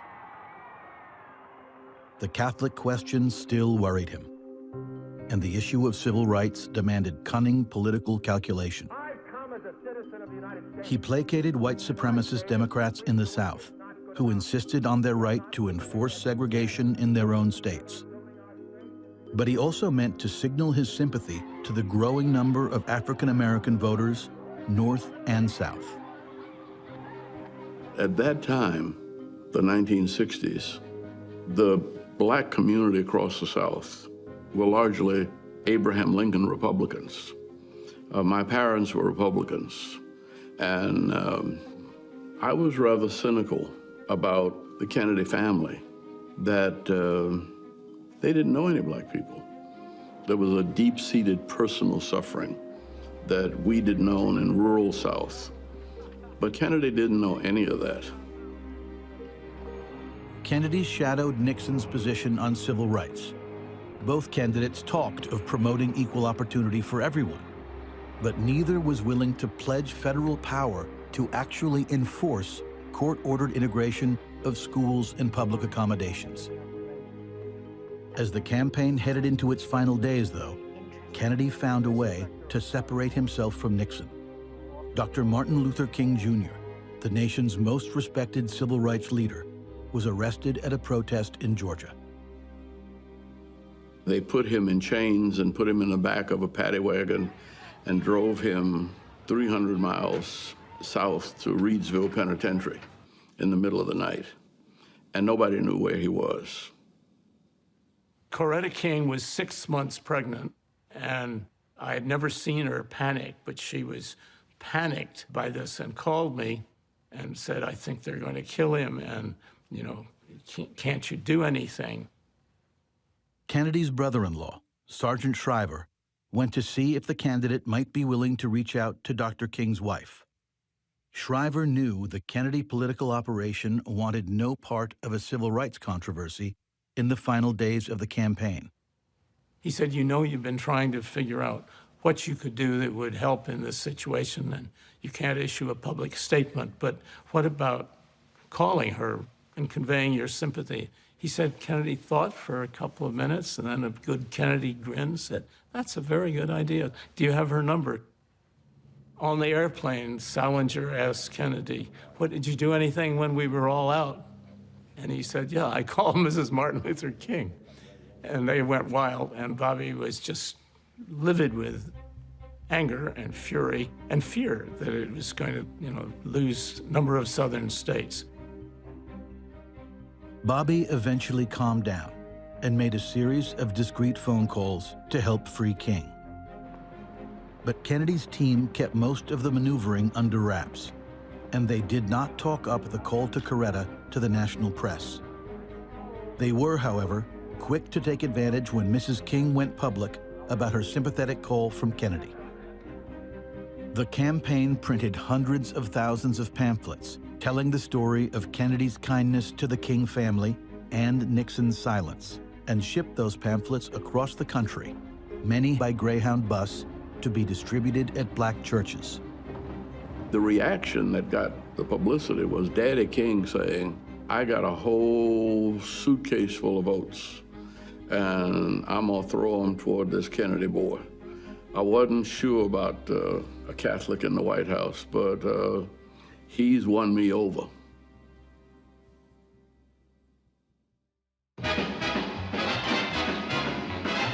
Kennedy is showing, that's why Kennedy is going. In the final push of the campaign, the crowds that came out were the biggest Kennedy had ever seen. But the candidate was spent and edgy. He didn't like the feel of the race. On the eve of the election, he was sure Nixon was closing on him. He wanted to fly west for a little extra campaigning. His advisors insisted there was little left to do. And so Kennedy settled in at the family compound in Hyannisport to watch the results come in.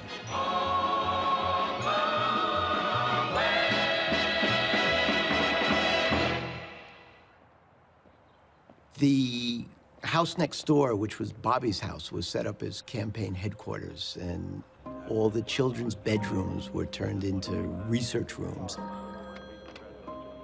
As the returns came in, it was frighteningly close. There was a problem with the Catholic vote, which they had hoped would be 90%, was 80%. But worse, traditional Democratic votes in Protestant areas were not coming in Democratic. Protestants weren't voting for Jack Kennedy. They were either not voting or they were voting for Nixon. We're trying to settle here so far without any success, or without enough success, one of the closest elections in the history of the United States. And so we just waited. Nobody could eat much, and the calls were coming in from various states. Jack was over at his house, and Bobby would keep in touch with him. That's the way it lasted through the night. I finally went to bed. It still hadn't been decided.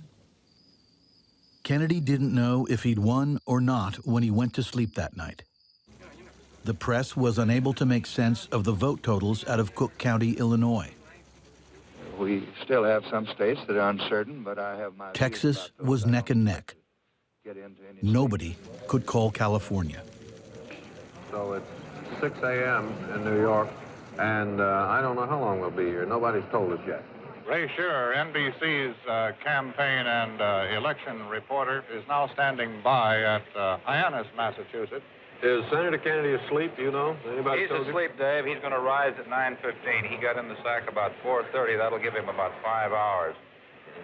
And he's going to check first thing to see if there has been any word from Mr. Nixon, and it may be there won't, in which case you fellas left stay on the air all day. When he did wake up the next morning, Jack Kennedy was president-elect. He had won the popular vote by less than 0.25%. It was very nerve-wracking. And then it was done. So we went out and played touch football. And my father came out and said, it's time for lunch. And whenever he, wanted, he got immediately. And he was a stickler for time. Jack and I were the last ones to go up. And he turned to me and said, doesn't he know I'm president of the United States? And I thought, that's a perfect ending to a day. Kennedy's razor-thin advantages in Illinois and 10 other states had made the difference in electoral votes. His huge margin among black voters helped pull him through in as many as 5 of those key states. And the bet on Lyndon Johnson had paid off. The Kennedy-Johnson ticket had carried Texas. There he is, there he is, the next president of the United States. He always sits in the front seat, and incidentally, so does Mr. Khrushchev. These people find that you can wave more easily from that point. And I can assure you that every degree of mind and spirit that I possess will be devoted to the long-range interests of the United States. and to the cause of freedom around the world. So now my wife and I prepare for a new administration and for a new baby. Thank you.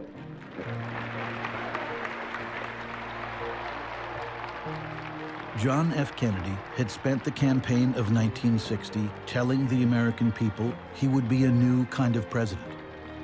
He'd promised not just dynamism, but strength. He had promised to stand up to the Soviets and to protect American preeminence in the world.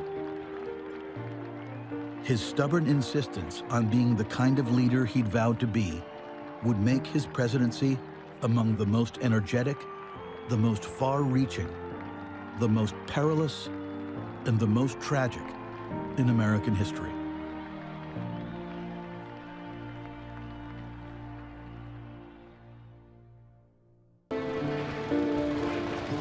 The biggest day of John Kennedy's life to date, Inauguration Day 1961, dawned gray and frigid.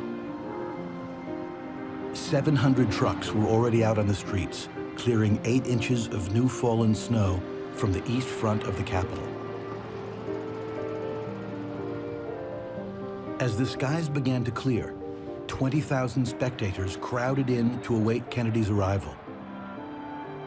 And the news professionals hauled a bouquet of cameras onto a temporary structure rising high above the other onlookers. You, John Fitzgerald Kennedy, do solemnly swear. I, John Fitzgerald Kennedy, do solemnly swear That you will faithfully execute the office of President of the United States. that I will faithfully execute the office of President of the United States. It was bitterly cold, and Kennedy made sure, even though nobody knew he was wearing thermal underwear, he made sure that he would take off his top coat. He could show somebody who was vital and young. So help you God. So help me God.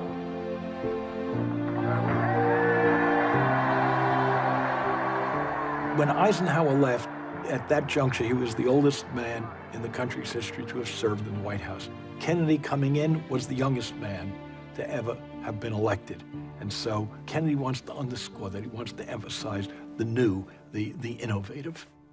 Let the word go forth from this time and place to friend and foe alike that the torch has been passed to a new generation of Americans born in this century.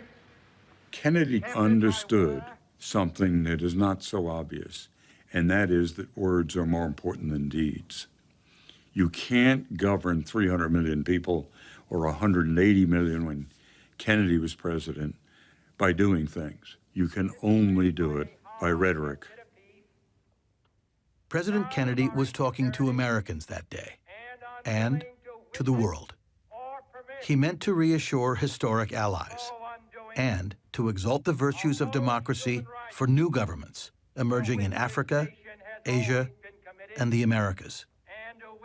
He also had a direct and pointed message for Soviet leader Nikita Khrushchev. Let every nation know, whether it wishes us well or ill, that we shall pay any price, bear any burden, meet any hardship, support any friend, oppose any foe, to assure the survival and the success of liberty. There was enormous optimism. He was young, personable, attractive. He appeared to be friendly and disposed toward people of color. And so there was great hopes that new things would happen. His inaugural speech was how we as a nation are going to be great, the new frontier. He was willing to challenge people. And I think each one of us wants to be challenged. We want to think that our life has a mission. And he understood that and reached out to it. And so, my fellow Americans, ask not what your country can do for you, ask what you can do for your country.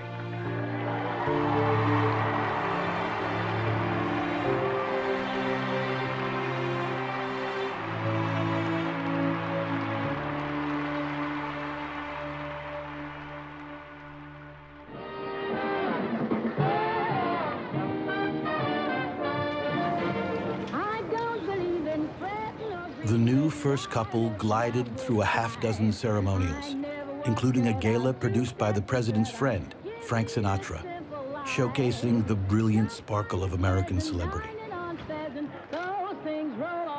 Jacqueline Kennedy wore white gowns to almost every event. Her choice.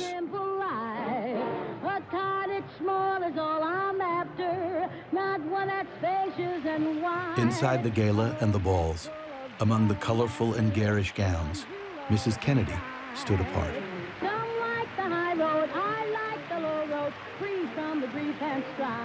Jackie once said that she would like to envision herself as a sort of art director of the 20th century, suspended in a chair over everything else and orchestrating how everything would look. Everything was a scene to be staged. People suddenly see this glamorous young couple from the upper class who are almost impeccable in everything they do in public, and we want to be like them. This is the new America. When the saints come marching,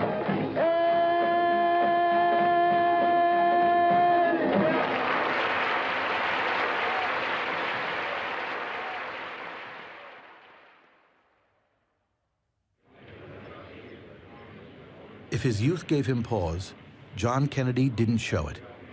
He appeared to be fearless. He ignored anyone who said it was too dangerous for a president to speak off the cuff. Thank you. I have several announcements to make. And held the first live televised press conferences in the White House. He would keep them up throughout his presidency. Congressman Alger of Texas today criticized Mr. Salinger as a, quote, young and inexperienced White House publicity man, end quote. And questioned the advisability of having him visit the Soviet Union. I wonder if you have any comments. I know there are always some people who feel that Americans are always young and inexperienced, and foreigners are always able and tough and great negotiators. Now, he also, as I saw the press, said that Mr. Salinger's main job was to increase my standing in the Gallup poll. Having done that, he's now moving on to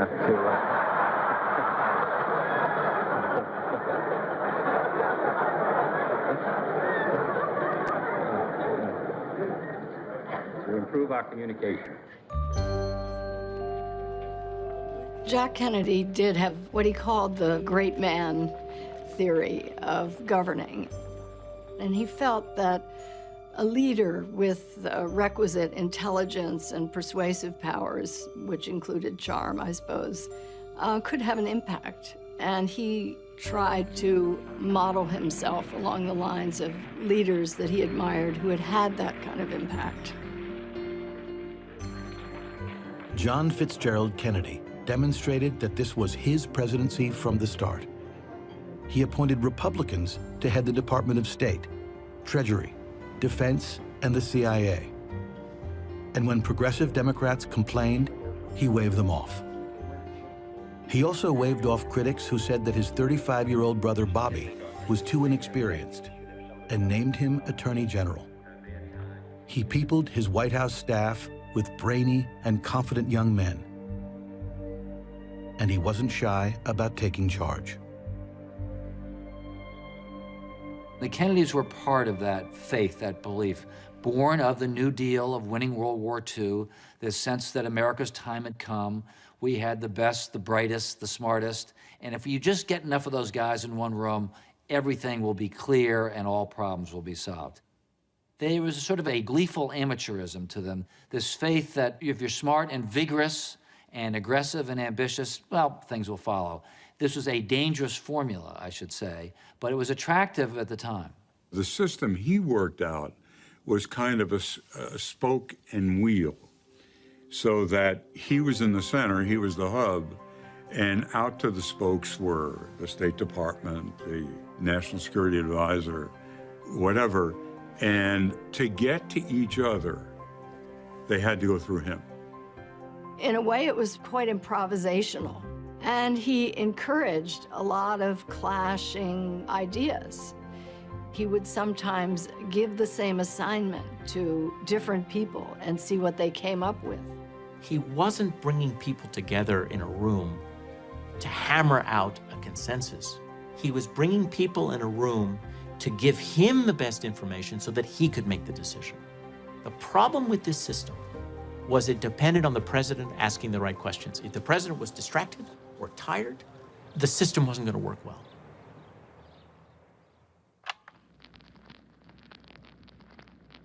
Why does a politician continually raise his sights and leave a job that represented complete satisfaction at one time for a higher position?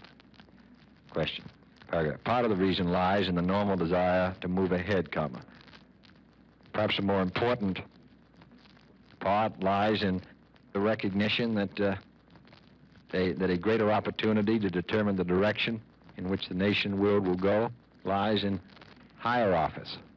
I've come to understand that the presidency is the ultimate source of action.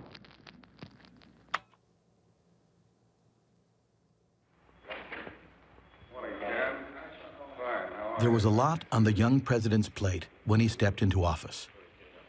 A weak economy, a trade deficit, ominous stirrings in the civil rights movement. Kennedy wasn't pushing hard on his domestic agenda. He wanted federal investment in education, a minimum wage bill, maybe guaranteed health care for the elderly. This is memorandum to David Bell, Bureau of the Budget. What truly engaged John Kennedy at the beginning of 1961 was the increasing Soviet menace. Like most Americans, the president was worried engagement with the Russians might spark a hot war or nuclear catastrophe.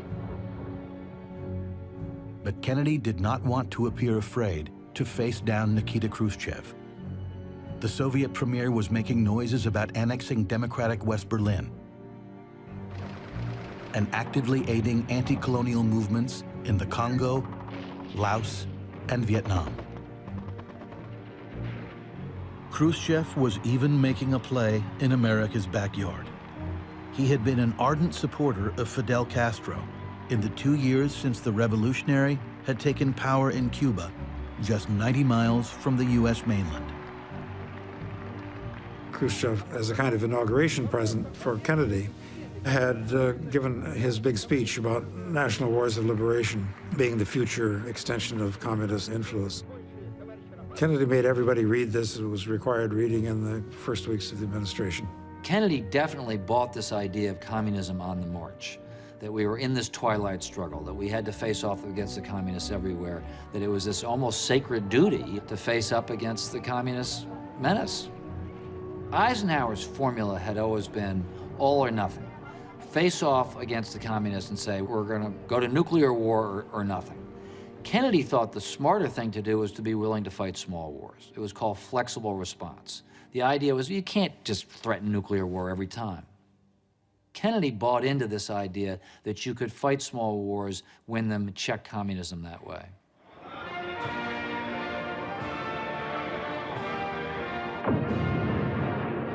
In early April 1961, just a few months into Kennedy's presidency, Nikita Khrushchev announced the latest Soviet triumph, the first manned flight into space.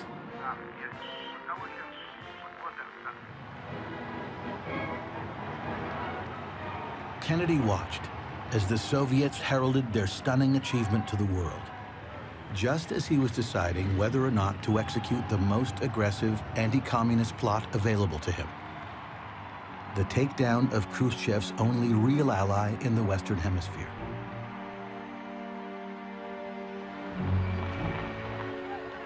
The plan for an armed overthrow of Fidel Castro in Cuba was a holdover from the Eisenhower administration. More than 1,000 U.S.-sponsored Cuban exiles were already in Guatemala, training for the invasion, when Kennedy took office. At a meeting the day before his inauguration, Kennedy had spent little time asking the outgoing president about Cuba and walked away with the idea that prospects for success were good, that national security required action. They were a little bit ships passing in the night when they met at the White House in December and then in January 1960-61. And it's too bad. They needed to have a better conversation than they did. Eisenhower should have said to Kennedy, hey, take it easy on this. Make sure you really talk to the generals before you invade Cuba, but he didn't. This really was a CIA operation, and there was a man named Richard Bissell who ran covert operations at the CIA, very ambitious, very aggressive, wanted to be head of the CIA, was basically banking on success in Cuba, carrying him there. And what Bissell was selling was the invasion of Cuba, that they were going to get rid of Castro, but also a whole world of covert action, that by subterfuge, the United States could get its way in the world. And the Kennedys fell for Dick Bissell. The only National Security Council meeting that I attended was the meeting which the President discussed the Bay of Pigs. And I remember Allen Dulles, the director of the CIA, said that once the invasion began, there would be a national uprising. There was absolutely no doubt in his mind, nor I think as we left that day in the President's mind, that once the invasion was underway, that there would be a popular uprising among the Cuban people. Kennedy had a real respect for the people in the intelligence agency and made the obvious assumption they knew what they were doing. The president wanted to believe he could have it both ways.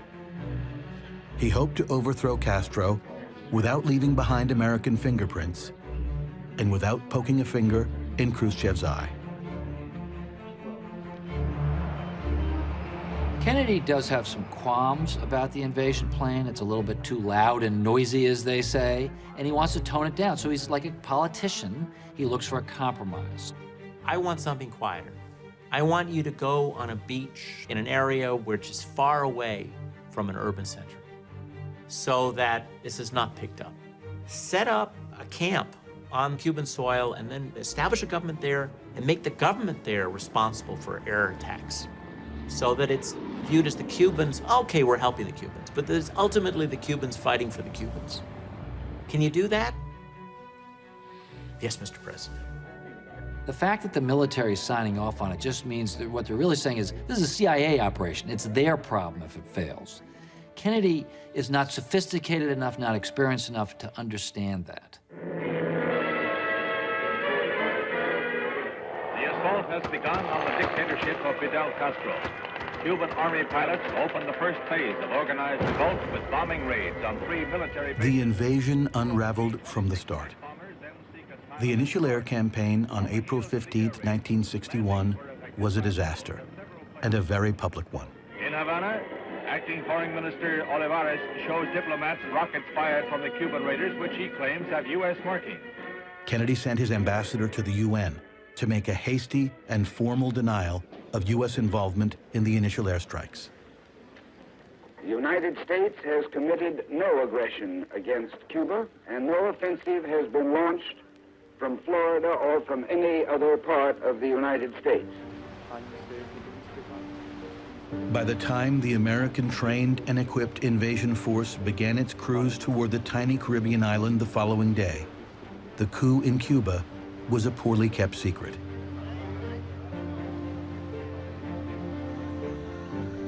The exiles landed in small boats at the Bay of Pigs, which is a very remote part of Cuba, not near any town at all. The Cuban authorities had heard about the invasion, and they were able to surround this exile force very quickly, isolate them, and begin to massacre them, kill them, capture them. And that put the president in a very difficult position. Either he had to commit U.S. forces to rescue this abortive invasion force, or he had to deny all connection with it. While the remaining Cuban exile force dug in, the CIA and the military begged Kennedy to commit more troops, or at least okay powerful airstrikes in support of the invaders on that beachhead. The president demurred. The facts on the ground got worse and worse and worse for the exiles who had invaded with U.S. support. It was a total disaster.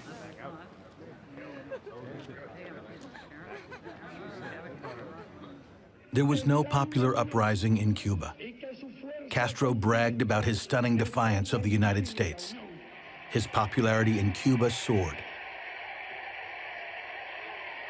Nikita Khrushchev wagged his finger at the new American president, who had been defeated and caught in an embarrassing lie. Of the 1,400 Cuban exiles who made the attack, 1,200 were killed or captured. Many of the survivors were headed for firing squads. The Bay of Pigs is the low point not only of the Kennedy presidency, but maybe of any presidency. As Jackie says, she had never seen her husband as distraught, as defeated. She caught him a couple of times just weeping. This is a decision-making that depended on the guy in the middle asking the right questions and getting the right answers. And it failed. And he knew who was at fault. He was pretty depressed, sitting in his office saying, how could I be so stupid? Why did I listen to those people? And as the days went on, he didn't feel better. He couldn't get himself out of this depression. He couldn't rouse himself. And at one point, Bobby came to Jack in the Oval Office and said, let's call Dad. He'll make us feel better.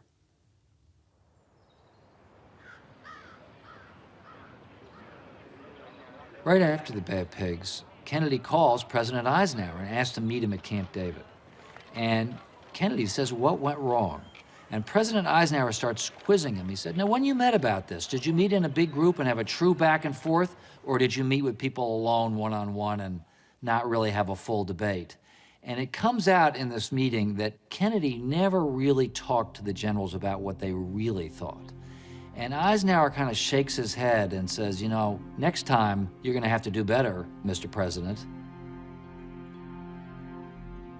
It humbled him, but most important, it made him deeply skeptical of taking advice at face value from people who were supposed to be experts in the military, in the intelligence community, in the CIA. And he realized he had to make critical evaluations of what people were telling him, and he had to be skeptical. He decided to set in motion really a revival of his administration, and it leads him to decide to do the sort of unprecedented, to have a second State of the Union speech. Kennedy's trying to revive his presidency after the Bay of Pigs.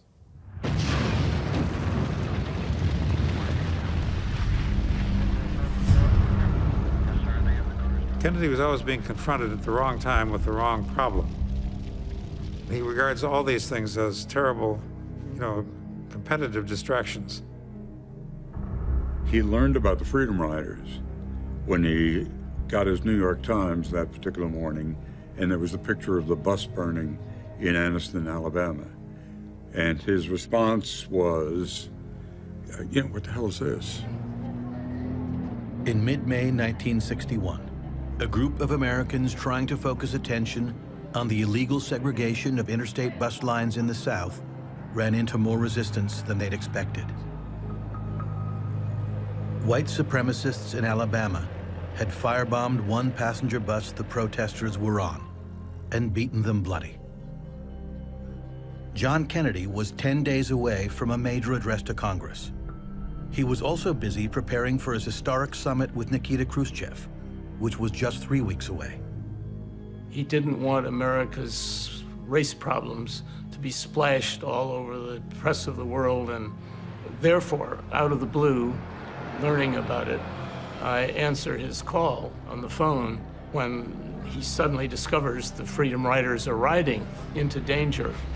And he said, get your friends off those buses. Find a way to stop it. There's a feeling that the Kennedy administration wants to treat the civil rights movement, generally the Freedom Riders particularly, as an irritant. These are people getting in our way. These are people upsetting our plans. These are people who are taking attention away from what we want to do.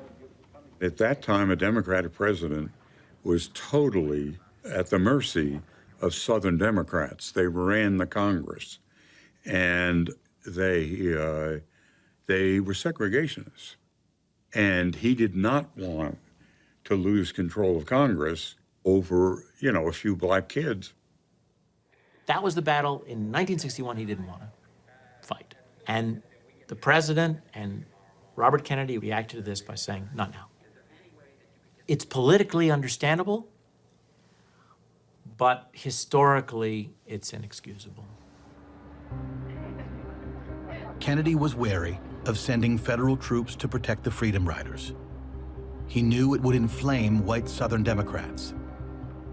Justice Department officials called the protest leaders and warned them that the United States government could not assure their safety if they continued, and asked them to stand down.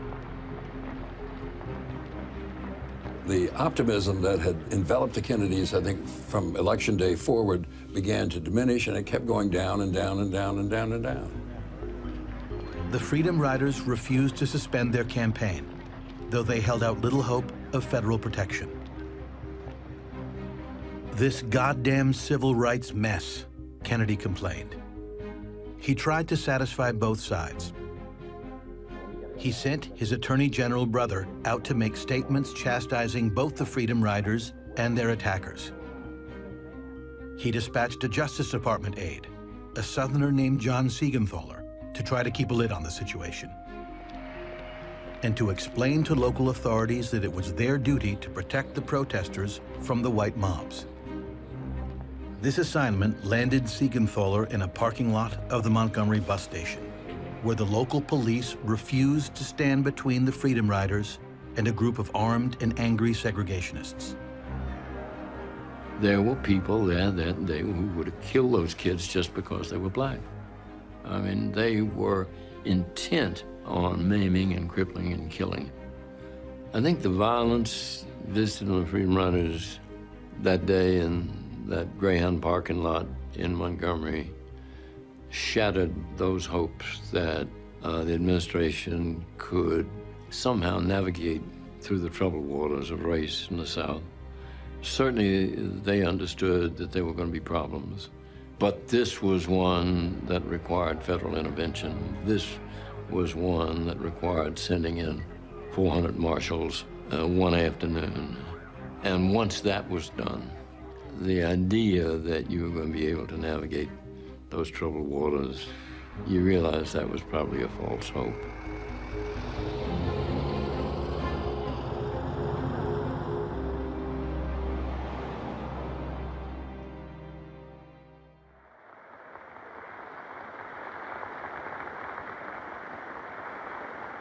Once the federal marshals were in place in Alabama, Kennedy changed the subject from civil rights. When he addressed a rare joint session of Congress 4 days later, the president mentioned civil rights only glancingly. He would not say a single word about the Freedom Riders. These are extraordinary times, Kennedy explained, and we need to keep our eye on the most important issue, the global struggle for freedom.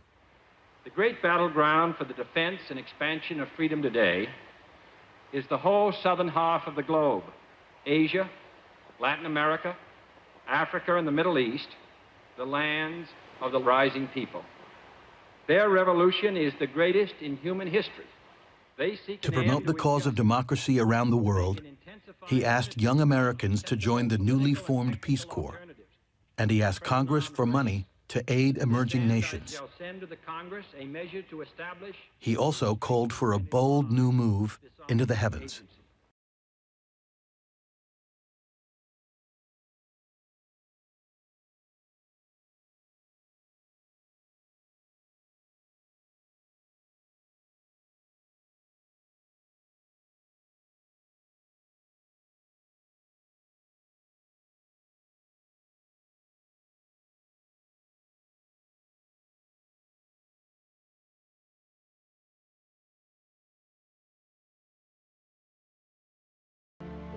I believe that this nation should commit itself to achieving the goal, before this decade is out, of landing a man on the moon and returning him safely to the Earth. The moonshot had less to do with science and discovery than it did with projecting to the Soviets American resolve. Kennedy was scheduled to take his first overseas trip within a week of that address to Paris, Vienna, and London. The most important leg was Vienna, where the president would be meeting face-to-face with Nikita Khrushchev. Kennedy was very confident of his own charm and whatnot, and he expected he could seduce Khrushchev. The President and Chairman Khrushchev understand that this meeting is not for the purpose of negotiating or reaching agreement on the major international Kennedy had a big agenda in Vienna. He wanted to persuade Khrushchev to back off in West Berlin, to join him in decelerating weapons programs, and to suspend nuclear testing. and a general exchange of views on the major issues which affect the relationships between the two countries. The nuclear stand-down was the president's highest priority. Kennedy had a meeting with his chiefs early in his presidency in which they described to him the plans for a nuclear war in which they would kill 175 million people, devastate every major city in the Soviet Union and China. And as he walks out of the room, he turns to Dean Rusk and he says, "And we call ourselves the human race." If there was anything that horrified him in that presidency, it was the thought of having to pull that nuclear trigger. Paris, the city of light, outdoes itself in the warmth and splendor of its welcome to President and Mrs. Kennedy. Here, en route to the fateful Vienna meeting with Soviet Premier Khrushchev. French President de Gaulle, remarkably relaxed and cordial, greets the visiting Americans. Observers note that the attitude of There was a great deal of interest in that first trip. Jackie understood this. She studied very hard. She studied State Department documents. She hired a tutor to brush up her French. And when they arrived in Paris, people went wild.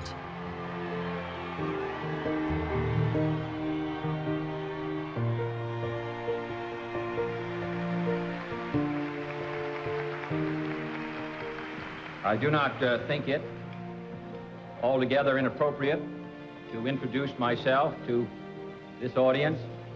I am the man who accompanied Jacqueline Kennedy to Paris, and I've enjoyed it.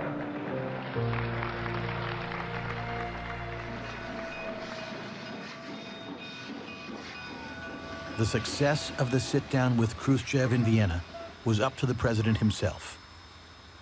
There were 2 long days of meetings on the schedule, and Kennedy's serious health problems had flared again. Kennedy had wrenched his back on a trip to Canada several weeks before they went to Paris and was in a lot of pain, more pain than usual. He had enlisted the services of a controversial doctor. Max Jacobson, Dr. Feelgood, who was unofficially his doctor, was flown over with his wife, the only 2 passengers on a chartered plane. And then they were kept in the hotel where the Secret Service was, so that the more mainstream doctors wouldn't know that Kennedy was being pumped up. Bobby Kennedy cautioned his brother against letting this guy, who some said was a quack, letting him shoot him up with these kinds of painkillers. And do you know what's in these injections? And Jack said, "I don't care if it's dog piss, it makes me feel better." And a half hour before he was due to meet with Khrushchev, Kennedy summoned him to his room and asked him to give him a big injection because he knew he was going to be faced with a long meeting with Khrushchev, and he wanted to be able to withstand that length of time without suffering the kind of back pain that he had been enduring. Dr. Feelgood's cocktails were a potent mix of painkillers and amphetamines. Nobody but Jackie and Bobby knew about the injections, and nobody on the staff suspected. Despite all the briefings about what a crude, emotional peasant Khrushchev was, Kennedy couldn't have been prepared for what he was up against. Khrushchev thought of him as young, weak, ineffective, and probably a pushover. And Kennedy defended himself limply. Khrushchev wanted Vienna to be humiliating for the American president. That was the goal. There was nothing that Kennedy could say or do at Vienna that would have derailed Khrushchev's strategy. Kennedy walked into an ambush. What he hopes to do is work out some kind of accommodation with Khrushchev over Berlin. The Soviets are chagrined by the fact that Berlin is a corridor of escape for people from the Eastern European satellite countries, that they're running out of there, fleeing Eastern Europe, where communism is in control, to go to the West. And Khrushchev is embarrassed by this. The Soviet premier was matter-of-fact in his presentation to Kennedy about Berlin.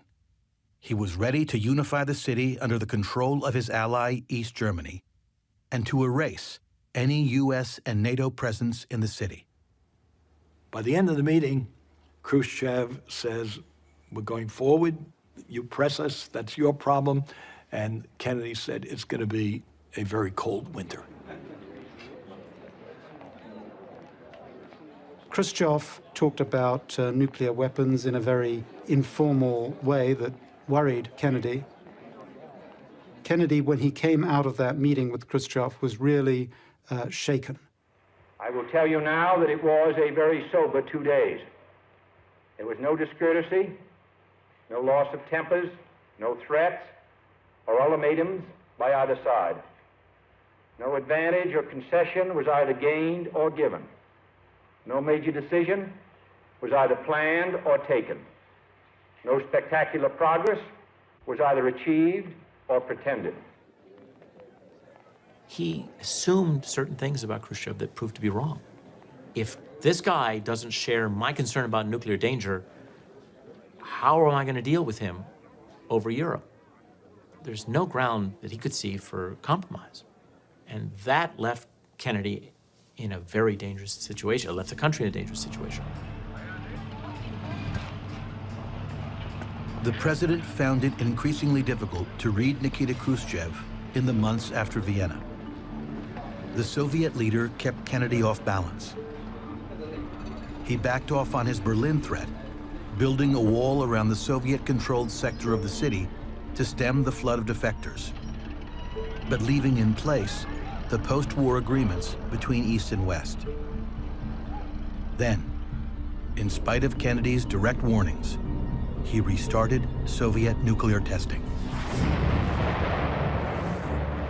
Khrushchev's decision to resume testing in summer of 1961, not just any kind of testing, he decided to detonate the largest bomb ever detonated before, put Kennedy in a difficult position. He has many advisors who are arguing, you got to resume testing, and he doesn't want to do it. And he keeps putting it off, hoping that something will happen in the negotiations with the Soviets. The nuclear scientists are arguing that you need to do it. We're going to make bombs better, more effective, more efficient. It's the time when they start thinking about a neutron bomb. And Kennedy is much less interested in all of that than he is in trying to keep the world away from the brink of nuclear war. Kennedy believed he had to show strength, and asking Congress to fund an increasing buildup of military capability and weapon systems wasn't enough. He decided to make a stand in a country in Southeast Asia few Americans had ever heard of: Vietnam. The communist-backed Viet Cong appeared to be winning there. There are people urging Kennedy to understand that if the Viet Cong guerrillas succeed in South Vietnam, it's going to be seen as a model for guerrilla warfare in other developing nations. And so beating back this insurgency not only saves Vietnam from communism, but it's going to discourage the guerrilla campaigns in other third world countries. Having suffered setbacks and not ousting Castro from Cuba, having sort of lost the debate, so to speak, in Vienna with Khrushchev, being under the gun in relation to Berlin, he feels He can't step aside on Vietnam. However marginal it may be in his own mind and in the minds of some others, telling him that this piece of territory is not all that important to America's strategic security. Kennedy was wary of being drawn into another debacle like Bay of Pigs. He asked the Secretary of Defense, Robert McNamara, and his only trusted military advisor, General Maxwell Taylor, to give him a reasonable plan. He wanted them to assess the U.S.'s chosen ally there, President Ngo Dinh Diem, to determine the popularity of his South Vietnamese government and the strength of his military. He asked Brother Bobby to stay in the loop too. Maxwell Taylor and Robert McNamara lay out for Kennedy in late 1961 a set of proposals to manage the problem in South Vietnam, and that involves sending troops. The understanding is that those troops will not engage in combat. Kennedy wanted it to be South Vietnam fighting South Vietnam's war with American help. And the idea is that guerrilla fighters are going to win the hearts and minds of the populace against the communists, that they're going to fight fire with fire, they're going to fight dirty if they have to, but they're also going to build schools and hospitals. And the Green Berets get started in the military. The regular military doesn't really like this very much, but Bobby Kennedy likes it, and the Kennedys generally like it, and they go to demonstrations of Green Berets swinging from the branches and jumping from trees, and it becomes a kind of fad, but really informs our early Vietnam policy. We would go in there to fight a guerrilla war. His preference is to use covert action and the CIA to build up allies in a state and let them fight the overt military conflict.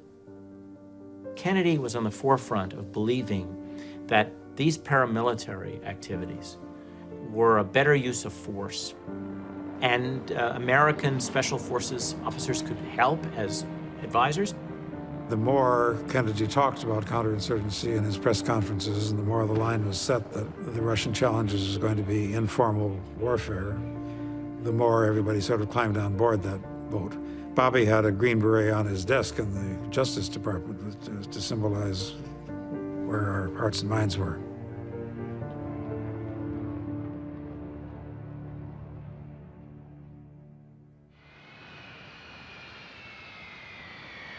The pressures of the presidency were taking a heavy toll on Kennedy's health.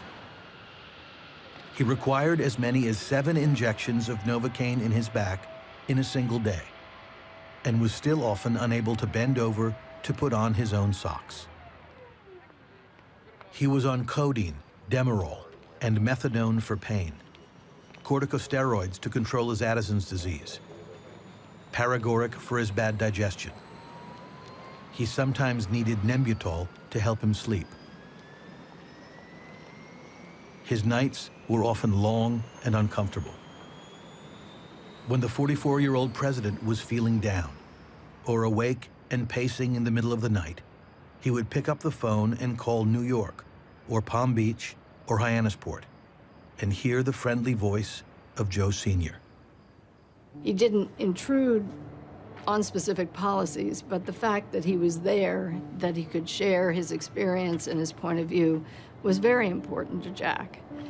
And in December of 1961, he had a debilitating stroke and never regained his power of speech. Kennedy would continue to call him on the phone and would sort of fill him in on events and people and things that were happening, but all that he heard at the other end of the line were sort of guttural grunts in reply.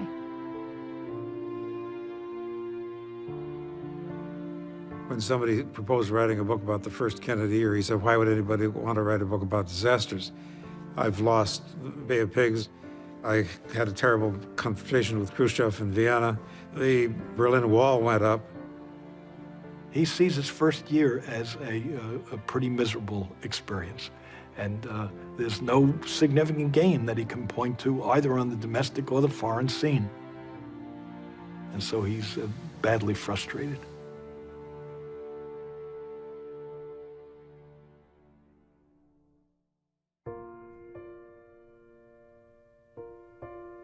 She didn't talk much or give speeches. Politics unnerved her. She was shy to begin with and unsure how to find common ground with most of her fellow Americans. But once Jacqueline Kennedy settled in as First Lady, she came to appreciate the singular advantage of life in the White House. She could be walled away from the general run of voters and still satisfy their hunger for her. Jackie was a great student of 18th and 19th century Europe.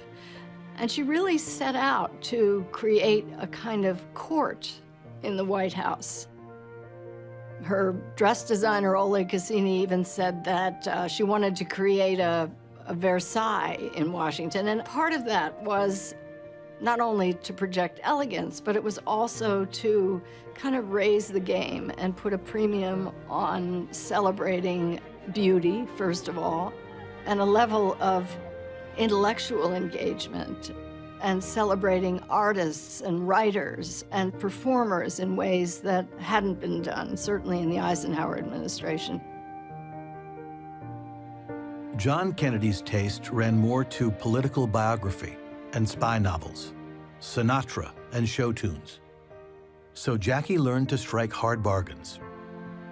Like the time the president sent his press secretary, Pierre Salinger, to ask her to attend a publicity event he couldn't make.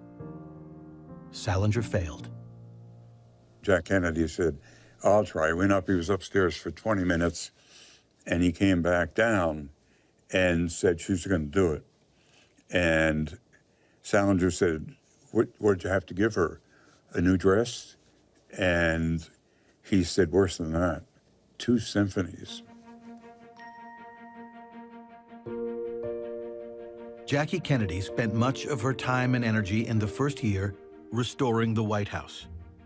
She raised more than $1 million for the project, hired an expert on American antiquities and decorative arts, along with her favorite interior designer from Paris, and remade the stodgy old pile.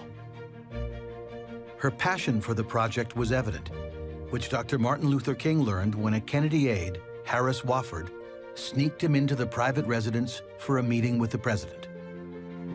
Kennedy had to tell King that there would be no effort to get a civil rights bill through the first Congress. And it was a great concern as to how King would take this. And we got in the elevator to go up, and it went down instead, and Jacqueline Kennedy got on in jeans and soot on her face, and I introduced her to Dr. King, and she said, oh, Dr. King, I just wish you had been in the basement with me this morning looking at Andrew Jackson furniture, that you would have been thrilled down there. And we got off, and she said, but you have other things to talk to Jack about, I know. And I thought to myself, well, she sounded a little wacky, a little bit, and charming but wacky. King was completely mellowed by it. He said, my, wasn't that something? The First Lady was so pleased with the results that she agreed to unveil her handiwork to the American people in an hour-long television special, A Tour of the White House with Mrs. John F. Kennedy. Mrs. Kennedy, I want to thank you for letting us visit your official home. This is obviously the room from which much of your work on it is directed. Yes, it's attic and cellar all in one. She prepared assiduously for the day of shooting. The shooting took 7 hours. There were 8 cameras. The producer, Perry Wolf, was amused that between takes, she smoked almost nonstop, and he saw that every time she smoked, she took her cigarette and she dumped the ash on the beautiful tapestry bench that she was sitting on. But she performed impeccably. Mrs. Kennedy, do you spend a great deal of time in the Lincoln Room? We did in the beginning. It was where we lived when we first came here, when our rooms at the other end of the hall were being painted. I loved living in this room. It's on the sunny side of the house, and one of Andrew Jackson's magnolia trees is right outside the window.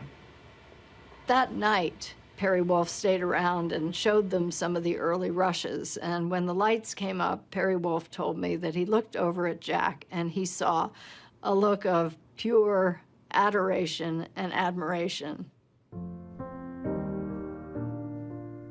Wolfe would later recall sitting behind the couple in the darkness, watching Jacqueline, in an unguarded moment, rest her head on her husband's shoulder as they watched her performance. There was an exchange of affection, Wolfe noted, that belied many of the stories I had heard. The fact of the matter is that even though he loves her, it doesn't deter him from having affairs. John F. Kennedy, for all his many, many qualities, was reckless about his womanizing. It's a long list of all different kinds, society matrons, 19-year-olds. I mean, it just went on and on. He was abetted by two of his closest aides, Ken O'Donnell and Dave Powers.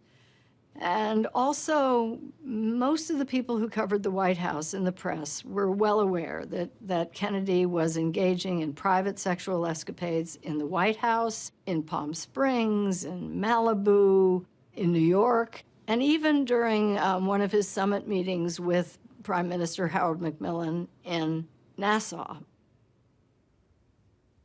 Kennedy could be frank and self-aware about his behavior. Once, when a friend asked why he took the risk, he said simply, "I guess it's because I just can't help it." You didn't raise the question of the Kennedy women anywhere around. I mean, although everybody knew what was going on. The press was totally compliant with this, and Kennedy felt he could depend upon them all.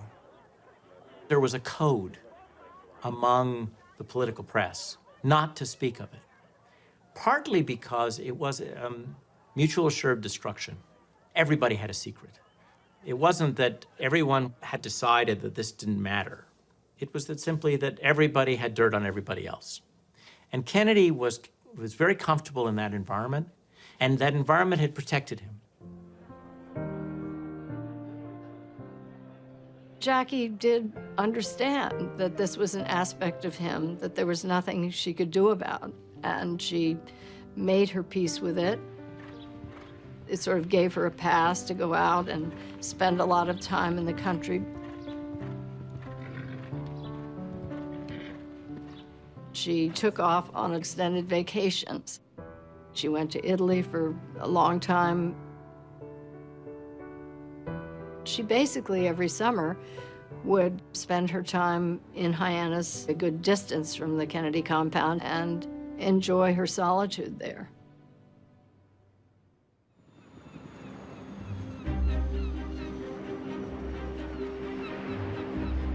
Jack was happy to join his wife, his daughter Caroline, and his son John Jr. in Hyannisport when he could. But politics kept him on the road much of that summer and into the fall, with midterm elections coming up. Mr. Kennedy figures that by the end of this campaign alone, he will have traveled almost as far as all the presidents in this century combined in midterm elections. President Kennedy has deliberately, directly placed his personal prestige squarely on the line. He has taken this dangerous political gamble because the fate of his legislative program for the next 2 years hangs in the balance. By the summer of 1962, the Kennedy administration had achieved very little. The 4 major initiatives, they were blocked by Southern conservatives, and so he's not able to get anything significant passed.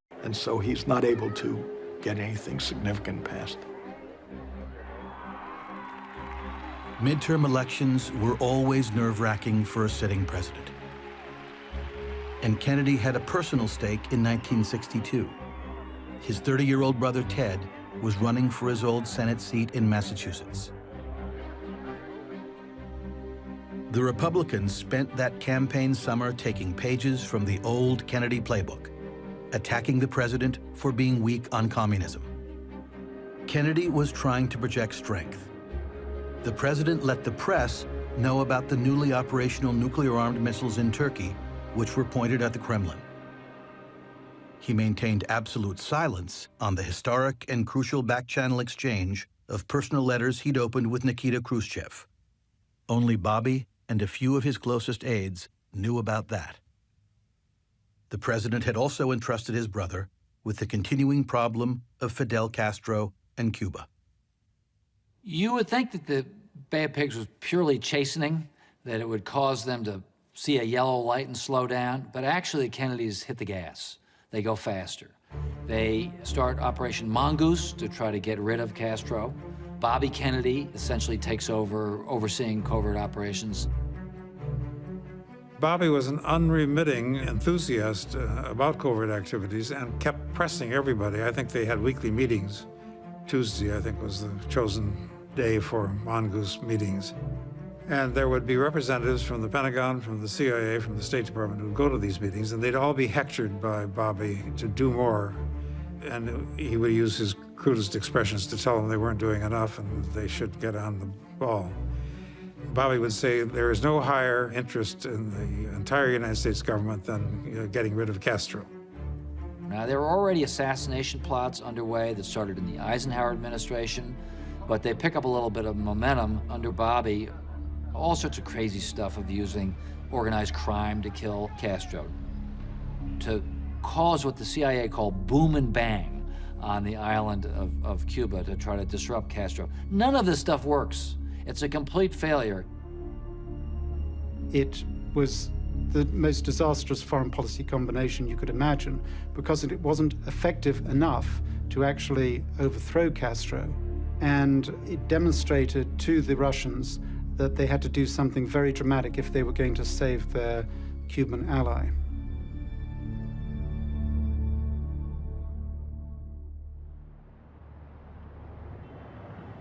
This is a result of a photography taken someone's here.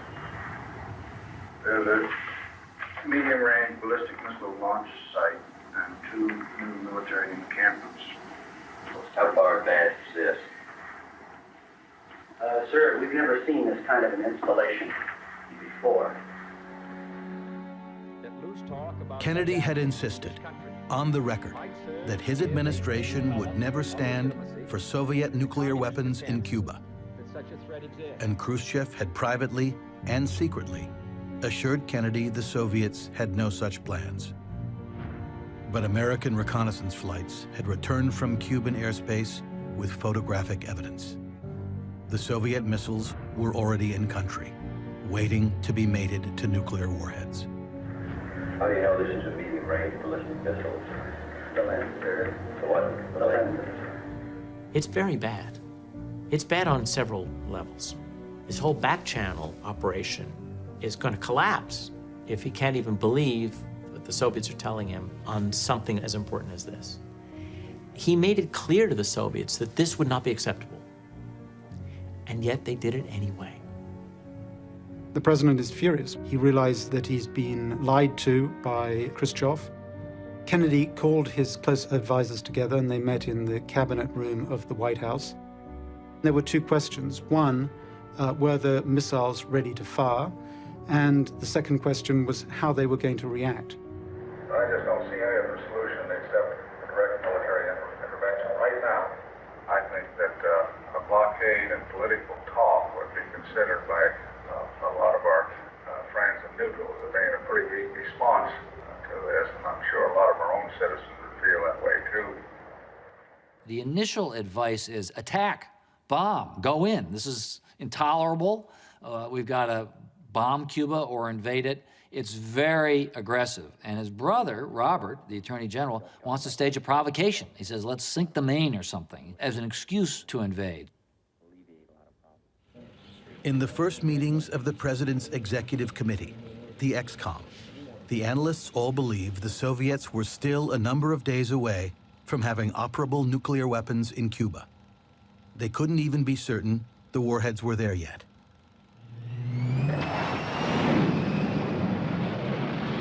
Kennedy set the Air Force, the Navy, and the Marines to contingency preparation.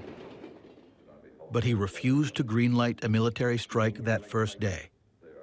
And the president let it be known that he wanted this kept quiet. He didn't want the Soviets backed into a corner, or the American people in a panic, while he decided on the next move.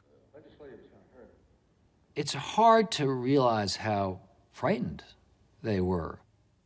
They really thought that war was near. Jack stayed cool. He was grim about it, but he was not panicked. Kennedy kept his announced schedule, including a meeting with the Soviet ambassador at which he revealed nothing. He went out to dinner.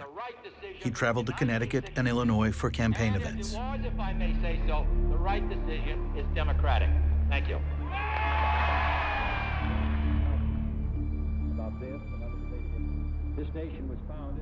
5 days into the crisis, with more Soviet ships steaming toward Cuba and the Joint Chiefs pushing the president to begin bombing the island nation, Kennedy was still insisting on restraint. The president settled on an idea Secretary of Defense Robert McNamara had suggested in an early meeting. Kennedy instructed the Navy to set up what he called a quarantine around Cuba and to turn back all Soviet vessels. In a private letter on October 22, 1962, Kennedy told Khrushchev that he would protect the U.S. and its allies by doing whatever must be done. Later that evening, the president went public in a nationally televised speech to alert the country to the danger at hand and to demand the immediate removal of all Soviet missiles in Cuba. It shall be the policy of this nation to regard any nuclear missile launched from Cuba against any nation in the Western Hemisphere as an attack by the Soviet Union on the United States, requiring a full retaliatory response upon the Soviet Union. Part of Kennedy's motivations during the missile crisis was also shoring up his domestic political position and showing that he could be tough with Khrushchev without plunging the whole world into a nuclear war. That was the fine line that he was trying to tread during the missile crisis. I'd hate like heck to see us go to war, but if it's necessary to prevent a nuclear war, I think the action has to be taken. Well, I think it's high time we stopped Russia from having things their own way. President Kennedy was not certain how to proceed. He lacked good low-level aerial photos of the Soviet missile site, so he kept dispatching U-2 reconnaissance planes on dangerous missions within range of anti-aircraft guns in Cuba. And even if the missions were successful, there would still be more questions than answers. The CIA told him that there were 8,000 Soviet technicians in Cuba. In fact, there were 43,000 heavily armed Soviet soldiers on Cuba at that point. The Soviets possessed, in addition to these longer-range missiles that could hit the United States, they also possessed shorter-range tactical nuclear weapons that could have been used to wipe out the U.S. naval base at Guantanamo or a U.S. invading force. Kennedy didn't know any of that. And he gets bad advice from everybody, all of his appointees, his chosen advisors, and they're all over the place, and they change their own views frequently. But in each case, Kennedy was delaying. His experience in the military made him even more skeptical and more cautious than he might otherwise have been.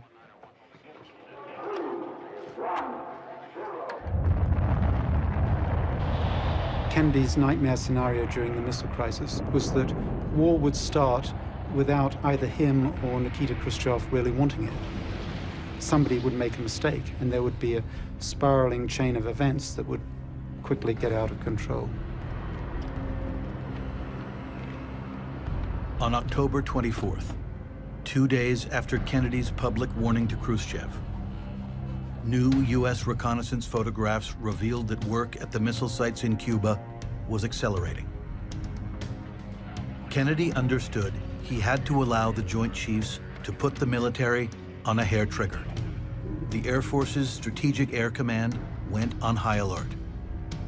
The president also understood the chance of unintended action sparking a war grew by the hour.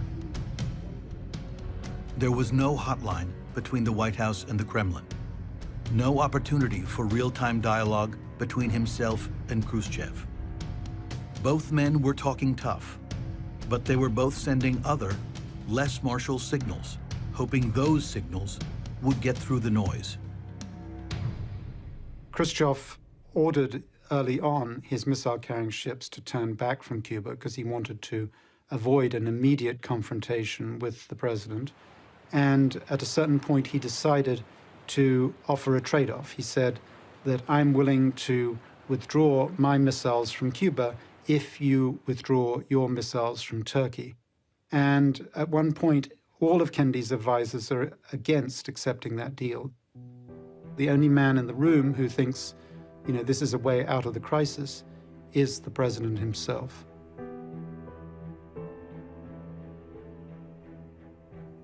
In the private residence, Jackie Kennedy remembered, there was no waking or sleeping, and her husband had upped his daily dose of steroids to keep his Addisons under control.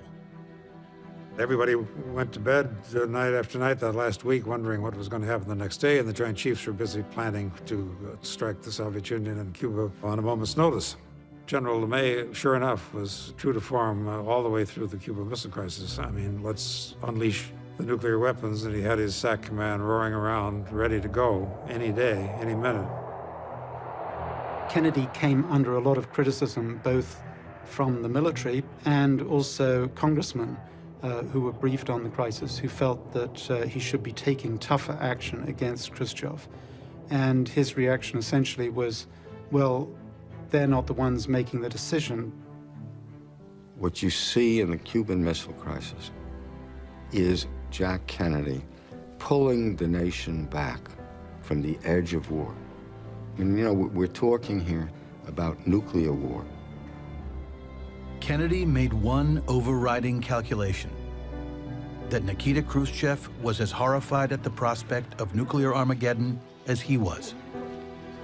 The president let that calculation, his alone, be his guide, and he gambled on it. He gave Khrushchev space. He gave him space when other people were unwilling to give him any space at all. Kennedy had already pulled back the quarantine line to delay confrontation. And on October 25th, against the advice of the ex-com, he instructed the Navy to allow a Soviet oil tanker to breach the quarantine and enter the port in Havana. But on the 12th day of the crisis, Saturday, October 27th, things started to go awry. Black Saturday was probably the day the world came closer than ever before or since to a nuclear war. Many things started happening on Black Saturday, including a U-2 spy plane stumbling over the Soviet Union, which Kennedy reacted to that by saying, there's always some son of a bitch that doesn't get the word. Both leaders, Khrushchev and Kennedy, were beginning to lose control over their own forces. The Soviets seemed intent on testing the quarantine line that Saturday. A U.S. ship dropped depth charges on a Soviet submarine in the Caribbean. And, most harrowing, an American spy plane on a mission over Cuba fell off the radar. You hear the moment on the tape. A messenger comes into the room. You hear Jack Kennedy. For a moment, he's flustered. The U-2 was shot down. The fire against our low altitude surveillance shut down. Yes, Raj just said it was not shut down. We have said that if Russia shoots down one of our U-2 reconnaissance planes, we will immediately retaliate. We'll immediately bomb that missile site that took out the plane. And then we will prepare for an all-out invasion. And you hear in the background this chorus of voices. We said we will retaliate. We have to do it right now. You retaliate against the same side. I don't know if any other plane fired up. It looked good there. It still looks good to me. You know what Kennedy says? He says, well, let's take a break, gentlemen. Time and again, when the hawks in that room, when the Joint Chiefs of Staff are insisting on invading, Kennedy pulls them back. He says, let's go to dinner now and talk about, you know, the Jupiter missiles. Let's talk about a trade. Kennedy could see the chance for a peaceful solution was slipping away. So he chose the person he most trusted, Brother Bobby, to take an urgent message to the Soviet ambassador in Washington. He was proposing a way out, which involved the U.S. giving up a set of redundant weapons, the newly installed Jupiter missiles in Turkey. Kennedy repeats his demand for Khrushchev to pull out, says that time is of the essence. If Khrushchev pulls his missiles out of Cuba, the US will, over the next few weeks, pull its missiles out of Turkey. The president was willing to back down, pull out the American missiles from Turkey, but only if that was kept secret. The Strategic Air Command bombers are circling over the Arctic waiting for the go signals. Other bombers in the United States, they're being handed their target packets to bomb Russia the next day. In Florida, the 5th Marine Expeditionary Force is readying for the invasion, an invasion, war. If Russia's drawn into it, and it will be, these are Russians on Cuba, nuclear war. This is Radio Moscow. Premier Khrushchev has sent a message to President Kennedy today. The Soviet government has ordered the dismantling of weapons in Cuba, as well as their crating and return to the Soviet Union. Khrushchev accepts, and he signs his telegram, "With respect, Khrushchev." Progress is now being made towards the restoration of peace in the Caribbean, and it is our firm hope and purpose that this progress shall go forward.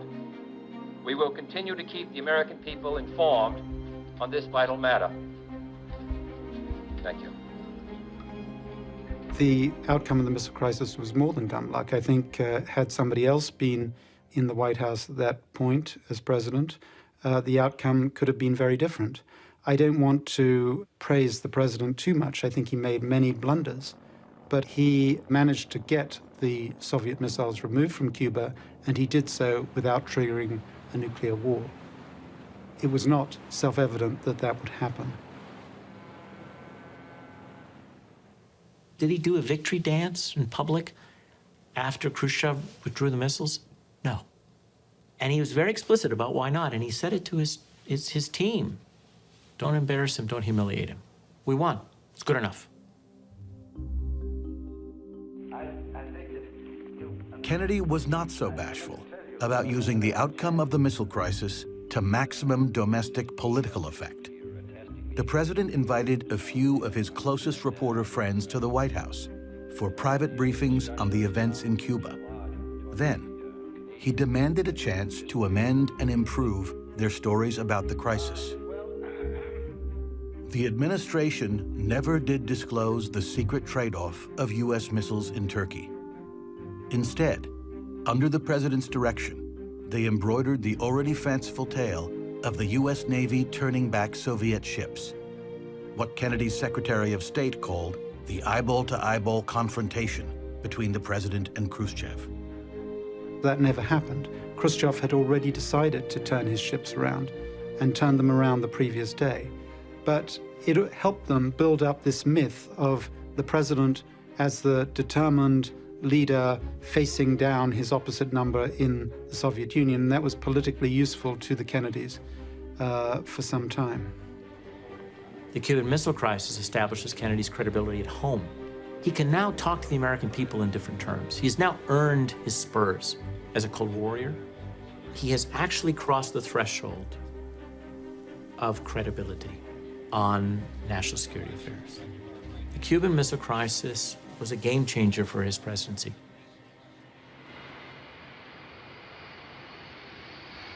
He entered the second half of his term with a new kind of confidence. Kennedy's Democrats had held on to all but 4 House seats in the midterms and maintained a healthy majority. His youngest brother, Teddy, had won election to the Senate, where Democrats had gained a few seats. 3 in 4 Americans approved of the way President Kennedy was handling his job. He was popular enough to bridge the yawning gap between politics and celebrity. Next question. Yes, I should like to ask a question about... Would you identify yourself, please? I'm your wife. A comedy album by a little-known impersonator named Vaughn Meader was the hit of holiday season 1962. I should like to ask the following question. No, speak English, Jackie. The first family sold a record-breaking 7.5 million copies in just 6 months. It's been a long time since a president and his family have been subjected to such a heavy barrage of teasing and fun-poking and satire, and now a smash hit record. Can you tell us whether you read and listen to these things and whether they produce annoyment or enjoyment? Annoyment. No, they produce. Yes, I have read them and listened to them. Actually, I listened to Mr. Meader's record, but I thought it sounded more like Teddy than it did me. But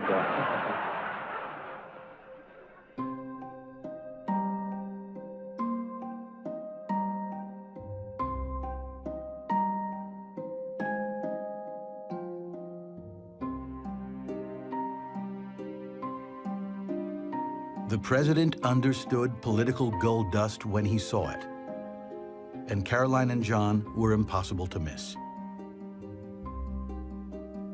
He occasionally snuck his favorite photographers into the White House for photo ops when the First Lady wasn't around to run interference. Hello. Why do the leaves fall? Why does the snow come on the ground? Because And why do the leaves turn green? And where do we go to Cape Transport? because It's summer. and then walk your horses. John Kennedy had come to fatherhood relatively late, but he clearly enjoyed the role, as he enjoyed being an uncle, and, with Joe Sr. debilitated, the Kennedy family patriarch. He wanted us to come over to the White House.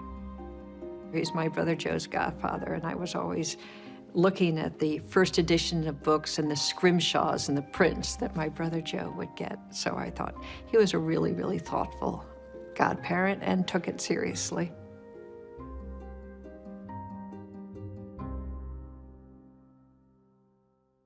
Have you found that there's any way to break through to Mr. Khrushchev, to make him really aware that you are quite sincere and determined about what you say, sir?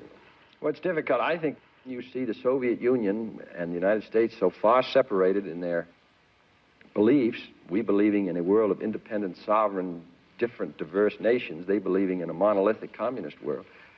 And you put the nuclear equation into that struggle. That's what makes this, as I said before, such a dangerous time, and that we must proceed with the firmness and also with the best information we can get, and also with care. In the first months of 1963, the president was determined to use his increased standing with the American public to take a chance, to attempt to remake the frayed relationship with the Soviet Union.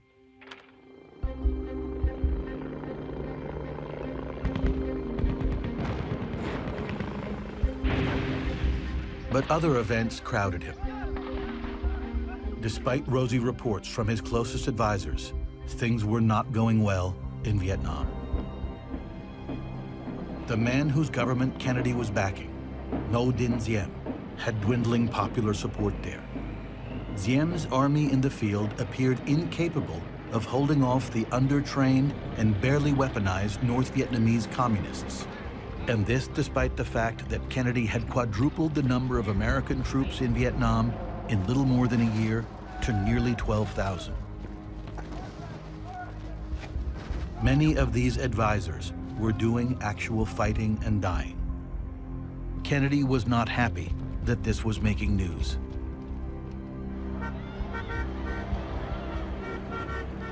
The issue of segregation, in Alabama in particular, was a loaded powder keg, and the new governor there, George Wallace, was waving a match. I draw the line in the dust and toss the gauntlet before the feet of tyranny, and I say segregation now, segregation tomorrow, and segregation forever.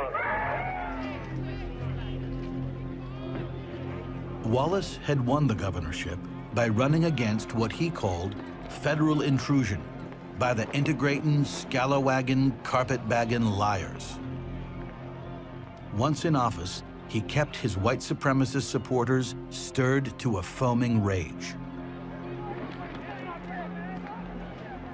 But the integrationists in Alabama were no longer in a mood to back down. We informed the White House that we would be starting a movement there. And for us, the issue was that there had been 60 unsolved bombings that were black people's homes who were bombed for nothing. Almost any night, somebody might drive through that neighborhood and throw a stick of dynamite on a front porch or a Molotov cocktail.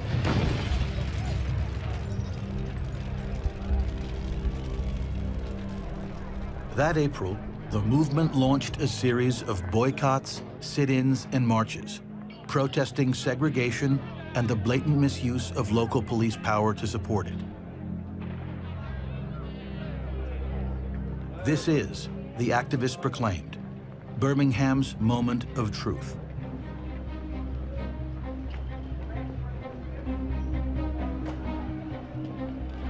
The growing protests drew reporters and photographers from around the country. Kennedy would not take a public stand against segregation there, not even when Police Commissioner Bull Connor began filling the city jails with marchers.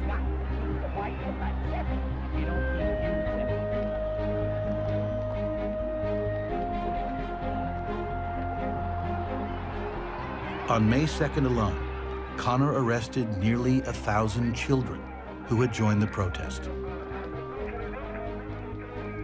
The next day, almost 3,000 high school students marched into the streets of downtown Birmingham. We were in the process of dispersing the crowd because we did not want any violence. And so my back was turned to Bull Connor and the dogs because we were trying to get the young people to move out of the park and go back to the church. And then all of a sudden, the fire hose start and the dogs come charging.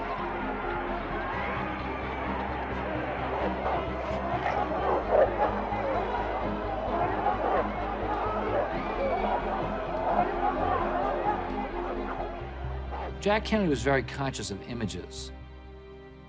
When the television cameras and Life magazine arrived down south, that's the moment when the federal government cannot sit back. Kennedy still shied away from taking a side. The president deputized a Justice Department official to go to Alabama and help get a deal to end the spectacle, as he called it. But he refused to push Congress to solve this problem once and for all by passing federal civil rights legislation that applied everywhere in America. The solution, he insisted, would have to be worked out by Birmingham itself. The protesters did agree to take a break as negotiations began. But as soon as a tentative deal was reached, the segregationists started a new firebombing campaign. Kennedy sent 3,000 federal troops to the city to keep the peace. He was worried, he said, that the Negroes will be uncontrollable. This government will do whatever must be done to preserve order, protect the lives of its citizens, and to uphold the law of the land. The president was vague on just what that law was. He still didn't ask Congress to consider a civil rights bill. Kennedy appeared, like the white moderates Martin Luther King despaired of, more devoted to order than to justice.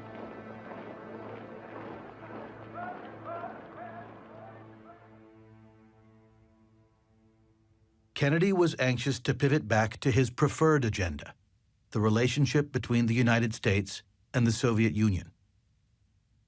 On June 10, 1963, Kennedy stepped to the podium at American University to make what he hoped would be the signature speech of the first term of his presidency.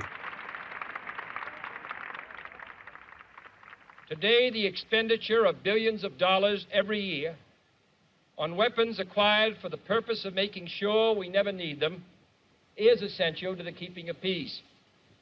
But surely the acquisition of such idle stockpiles, which can only destroy and never create, is not the only, much less the most efficient, means of assuring peace.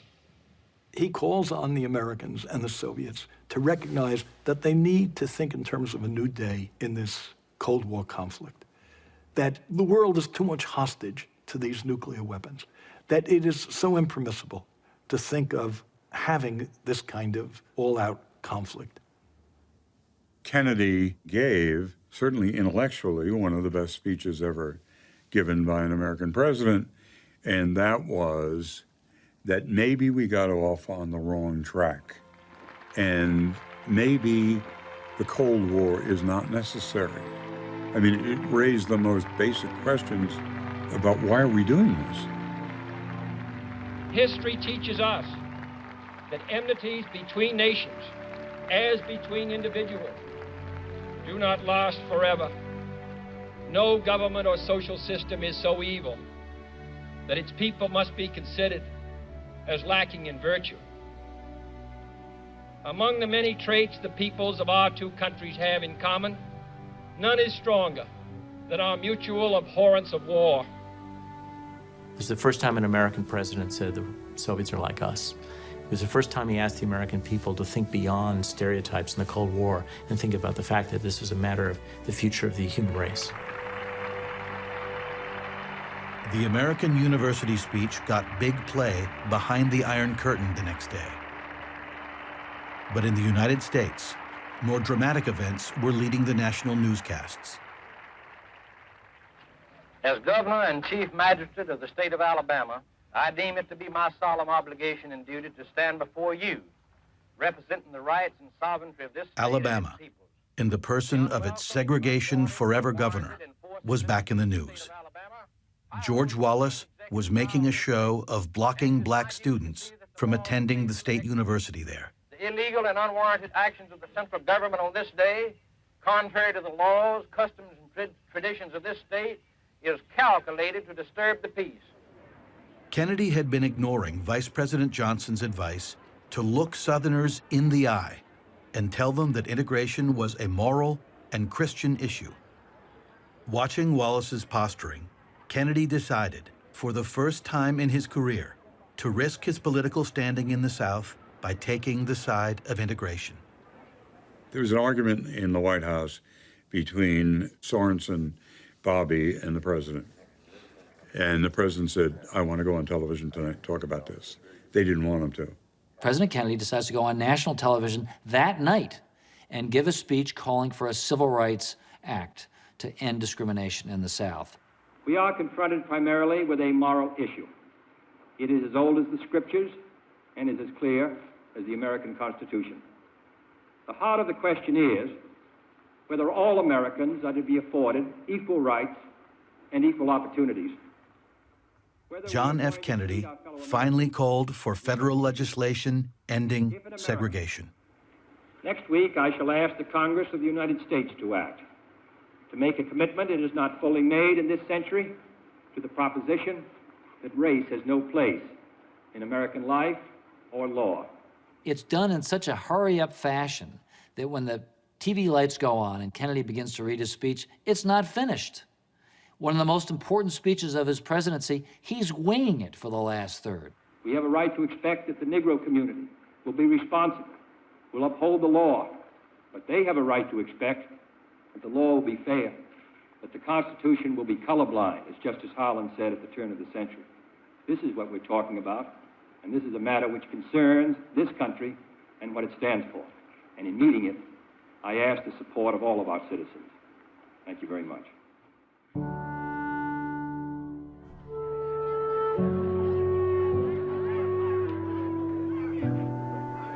May and June of 1963 are a pivot in the Kennedy presidency because it's the first moment that he's willing to use the presidency as a bully pulpit to shape public opinion, to lead public opinion. And that's when presidents are at their greatest. The president flew across the Atlantic that summer with the wind at his back and the eyes of the world upon him.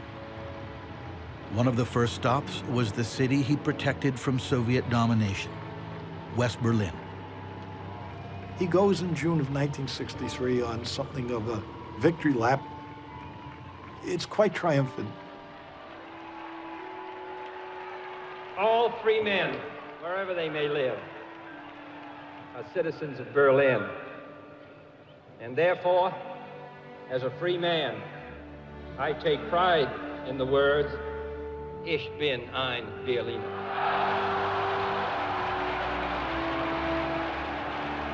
The Berlin speech and the million Germans that came out to hear him had a profound effect. This was Kennedy, the statesman and the politician combined. And he says to Sorensen, we'll never have a day like this in our whole political lives. And then, of course, he goes to Ireland, where he is feted as the prodigal son who has returned home, who comes back to his roots. George Bernard Shaw, speaking as an Irishman, summed up an approach to life. Other people, he said, see things and say, why? But I dream things that never were, and I say, why not? The problems of the world cannot possibly be solved by skeptics or cynics whose horizons are limited by the obvious realities. We need men who can dream of things that never were and ask, why not?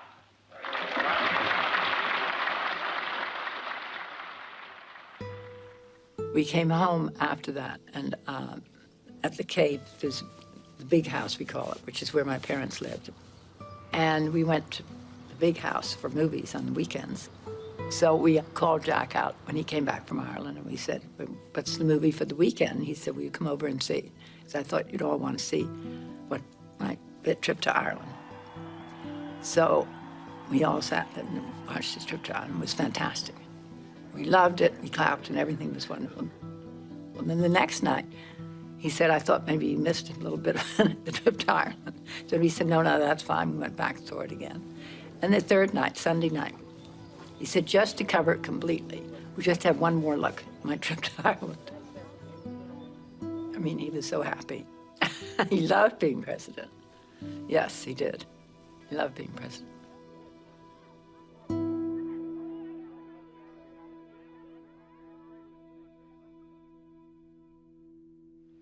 Yesterday, a shaft of light cut into the darkness.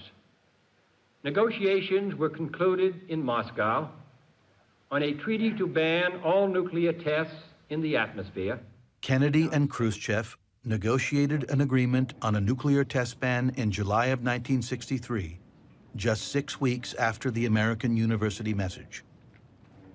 It was a limited agreement and still had to be ratified by the Senate, but it was an agreement. No one ever thought that you could get any kind of treaty involving nuclear missiles. And Kennedy and Khrushchev did it. There'd never been a treaty like it before. The nuclear test ban proved two things. One, that you could actually have an agreement with the Soviets. And two, that you could convince the Soviets to take a step, granted not a huge step, towards a more peaceful world where there was less danger of nuclear war. He had used the power of his office to face down the Soviets in the missile crisis. He had stood up to them. He had recouped the setbacks he had suffered over the Bay of Pigs and over the Vienna summit, and that he was on his way to a second term that could lead maybe to some kind of détente with the Soviet Union.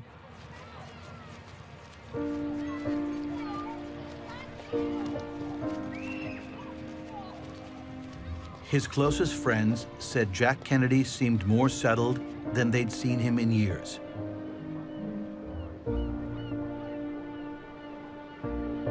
Jackie Kennedy would say it was the most time the family ever shared. Jackie was pregnant with their third child that they were very excited about. And that summer up in Hyannisport, they spent a lot of time together, and Their friends commented on how close they seemed.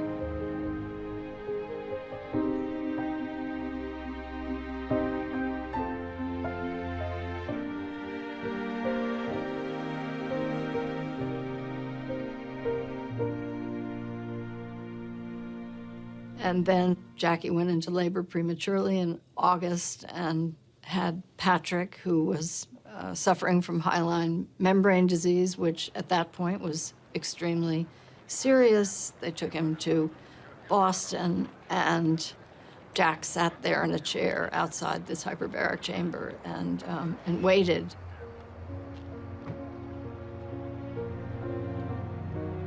Patrick Kennedy died at 4:04 a.m. The strain of the baby's attempts to breathe with the problems with his lungs caused his heart to expire. The President, his brother, the Attorney General, and the President's friend, Dave Powers, were with the baby when he died.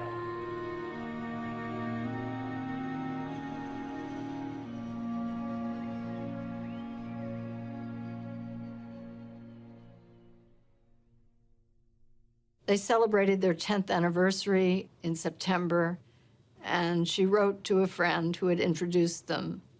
It was a kind of bittersweet letter because she said that she felt that Jack could have had a full and vital life without being married to her, but to her, being married to him and loving him was everything.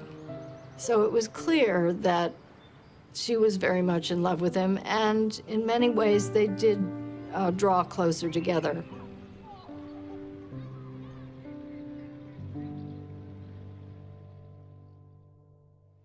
Mr. President, Dr. Teller, in urging the Senate to reject the nuclear test ban today, said that it weakens American defenses and thus invites attack. Now, to anyone who works in the laboratories today, a 30 megaton weapon is perhaps not as sophisticated as a 60 or 70 or 80 megaton weapon.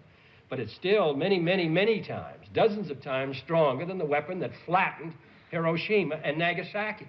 How many weapons do you need and how many megatons do you need to destroy it? I said in my speech, what we now have on hand without any further testing will kill 300 million people in 1 hour. Now that's and I suppose they can even improve on that if it's necessary. The president understood he still had plenty of rough water ahead. Ratification of the test ban treaty was not assured. Civil rights legislation was jammed up in committee. A simple vote on the House or Senate floor seemed unlikely. Vietnam was a mess. Diem's government had squandered what little popular support it had. Its military was still unable to stand up to the communist-led North Vietnamese. American casualties were on the rise. And American reporters on the ground were starting to tell that story to their readers back home. Kennedy's got this problem. He doesn't want the Viet Cong, which are the communists there, to win. But what do you do if the government you're supporting and the government whose army you are supplying is corrupt? Different parts of Kennedy's own government are telling him different things. Some people are saying we should get rid of Diem, have a coup d'etat. Other people are saying that's a terrible idea. Kennedy has basically lost control of the Vietnam policy-making part of his government, and he knows it. Monday, November 4th, 1963. Over the weekend, the coup in Saigon took place. Culminated 3 months of conversation about a coup,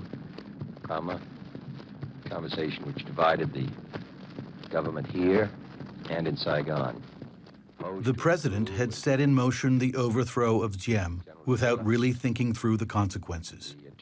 3 days after the event in which Diem and his brother were assassinated, Kennedy was still trying to make sense of it.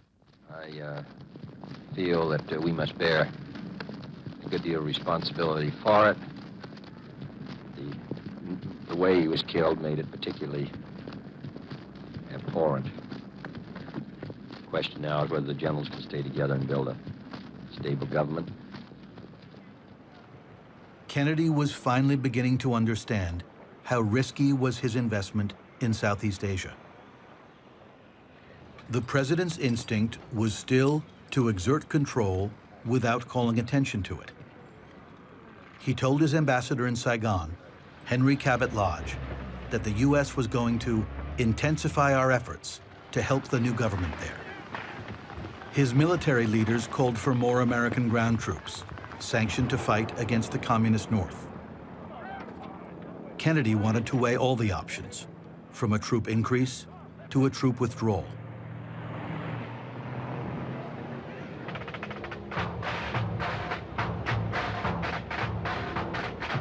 John Kennedy's prospects for a second term looked good in the fall of 1963, despite the problems in Vietnam. But there was work to be done, particularly in Texas, the state that had been crucial to his victory in 1960. The 1964 election, his re-election, was just a year away, and it wasn't going to be easy to campaign openly for civil rights legislation and still win majorities in the South. The state party in Texas was already beginning to fracture, so the president decided to mend some political fences and fundraise with conservative Governor John Connally.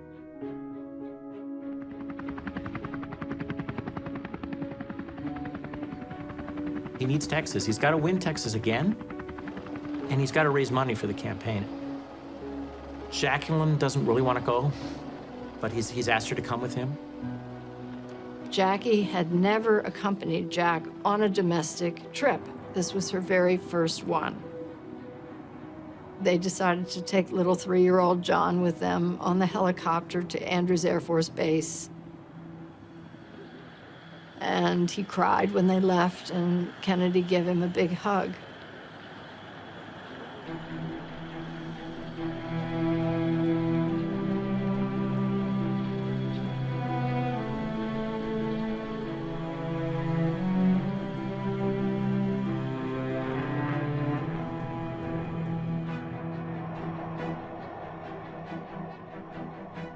As Air Force One is heading toward Dallas, the weather clears.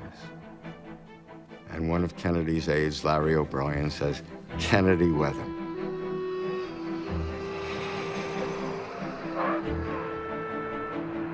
It's a glittering, bright Texas sun. So everything's shining, everything's gleaming. Air Force One, the great silver plane, the door opens, and it seems like the Kennedys are gleaming. There's Mrs. Kennedy, and the crowd yells, "And the President of the United States." And I can see his suntan all the way from here. The plan was for them to get right into the car. But the crowd is so excited along the fence. They're all reaching out to try to touch this beautiful couple. And they walk along. How could they resist? They get into the car, and the motorcade pulls out for Dallas. The Kennedys are in the first car. In the jump seats are John Connally and Nellie Connally, his wife.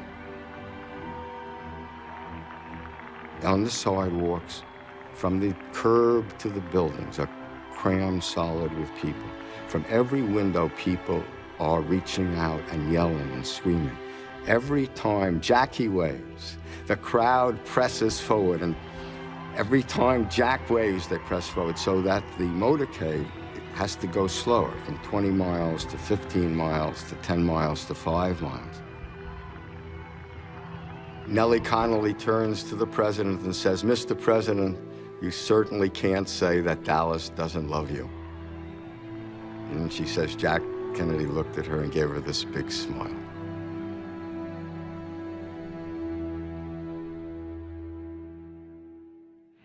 This is Edwin Newman in the NBC newsroom in New York. This information from Dallas. 2 priests who were with President Kennedy say he is dead of bullet wounds. This is the latest information we have from Dallas. What's your feeling right now? I really couldn't say. Really, right now I just don't know what to do. Was there much emotion among the There congregation? was, really. It was amazing to see the number of men who came into the cathedral sobbing, almost convulsed with sorrow, anguish. But all we can do now is pray for him, and it's about all we can do. An entire loss to the world. It's hardly believable.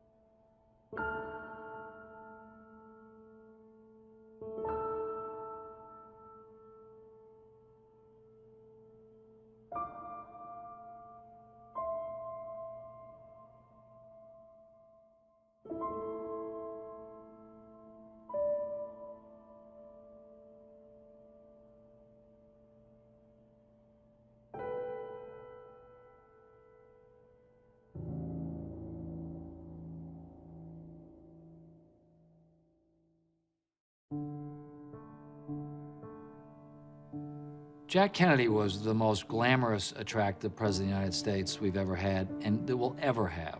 That alone holds your fascination. And he had enormous promise. Now, it was unfulfilled, it was not realized. He probably wasn't as great as he appeared to be, but he sure felt that way. He is, as is always the case with people who die at a young age, he's fixed in everybody's mind in the way he looked, in his vigor, in his sense of humor, in his informal style.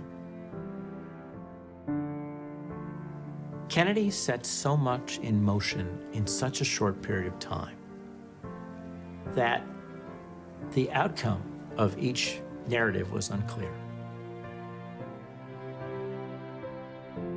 We will never know whether he would have been a great president. I bet on him, but we didn't have that chance.